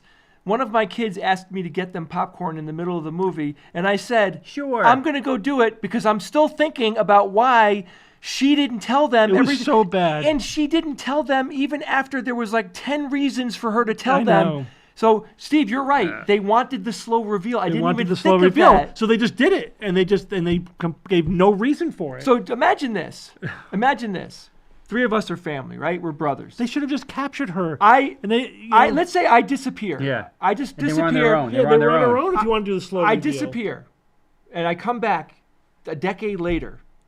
The first thing you would say is, holy shit, Tell where me were everything you? that happened. Tell me what happened? What have you been doing? Like, you telling me that they have all this time sipping coffee and having breakfast with each other and nobody's grilling her? Tell us exactly where you were for 20 years. What did you do? It's preposterous. How did you Human live in beings the don't quantum work this realm? way. We do not function this way. And as a viewer, of someone who's very critical of the media that I take in, I'm very critical of it. How the hell could anybody sit through that and not be like torn apart by that one stupid decision that they made? It ruined the whole movie for me. It blew my mind for the whole movie. Yeah. Wow. Yeah. They literally don't know anything about this place. All she had to do was tell them, wow, I was stuck in this quantum world and there was a whole society down there and there was human people down there. Like, what? Nothing. Get out of here. Bob, the movie was trash. The more we talk about it, the more, right? I'm starting getting to madder. see that. So here's the other thing. The Ant-Man franchise within the Marvel Cinematic Universe is my least favorite. And part of the reason why Even the first 2? They were okay. They were fun. But the thing is, I felt that they hand-waved all of the physics. Yeah, they didn't do and anything. it just is this constant annoyance. But they didn't even make an attempt. Like it's when Dr. Pym shrinks down a tank and puts it on his keychain, so he can turn it back into a full-size tank later on. Does it weigh as much as a tank? What the fuck? How is he walking around with a tank in his pocket? Come on, you can't complain about physics. Yes, at this you point. can, because Bob, we are educated, complex consumers. We are complex consumers Take today. a couple of Superheroes. physicists to lunch and have them give you at least some reason to explain They have to say something. He could just say, well, the gravitational force is being displaced by this other thing that I It created. neutralizes the Higgs boson. I don't give a shit what they say. But they don't say just anything. Give us something. I'm just supposed to accept that he's literally walking around with a handcar with a building on it. He has a building on a handcar. I The love thing that. is, they give an explanation that doesn't make sense. It just says like the man. space in between stuff gets compressed. No, that doesn't fly. And It doesn't fly, I but that's remember the that. only explanation That we was get bullshit. is one that doesn't That fly. was bullshit. That's why I was annoyed Bob, the whole time. I'm annoyed at I'm that going to blow movie. your mind, and I don't know if I'll ever say this again. I liked Prometheus more than this No movie. I did. way. I enjoyed Oh my Prometheus God. more, and I got to tell you why. You're really going to go there, Jay? I am, and I'm going to tell you why I enjoyed Prometheus more. Because get back over here and sit down. I enjoyed No Prometheus more. fucking way. I enjoyed Prometheus more. No. because I loved to hate it. This movie wasn't good enough was to annoying love to it. hate. It wasn't It was good annoying enough to to hate. hate. I really enjoyed hating Prometheus. I enjoyed ripping it to shreds. This movie just irritates the crap out of me. Right, I agree. Wow. This is more irritating. It literally sucked more than Prometheus. I'm done talking. The review is done. Guys, if you enjoy Alpha Quadrant 6, please join us. We will be hanging out with each other again, talking about movies that are way better than this one. And maybe ones that are worse. We'll Maybe, see. you never know. 84% Rotten Tomatoes, Doesn't mean a thing. Doesn't mean a but thing. 45% with the critics. Right. We're with the critics. Yeah, we're critics. That's Yeah. right. Yeah, because they're sitting there, literally, those critics are sitting there going, why didn't she tell them what the hell is going on? Go to Alpha Quadrant and the number6.com, where you can see more of our episodes. You can listen to this show as a podcast. And man, if you enjoyed this particular episode, why don't you become a patron and help us continue making this show? Guys, We will see you with better movies next week. Ah. Oh my God, that was awesome. Thanks for coming, everybody. That was one of my favorite reviews that we've ever done. The negative reviews are always. Oh, they're a yeah, blast. they are. We got to start. We got to review horrible fucking movies. Bad movie reviews. All right, good night, everyone Good in night, chat. guys. Thank you. Appreciate it. Thanks, Ian, Brian. I'll call you Thanks, Ian. tomorrow. Thanks, Ian. Bye, Ian. I can't hear you. Phone's off of airplane mode. Good night, all. I think Ian's might have stepped away. No, I can hear you. I can hear you. Wait, Jay. Oh my God. Well, never mind. All right, good night, everybody. Here's the outro.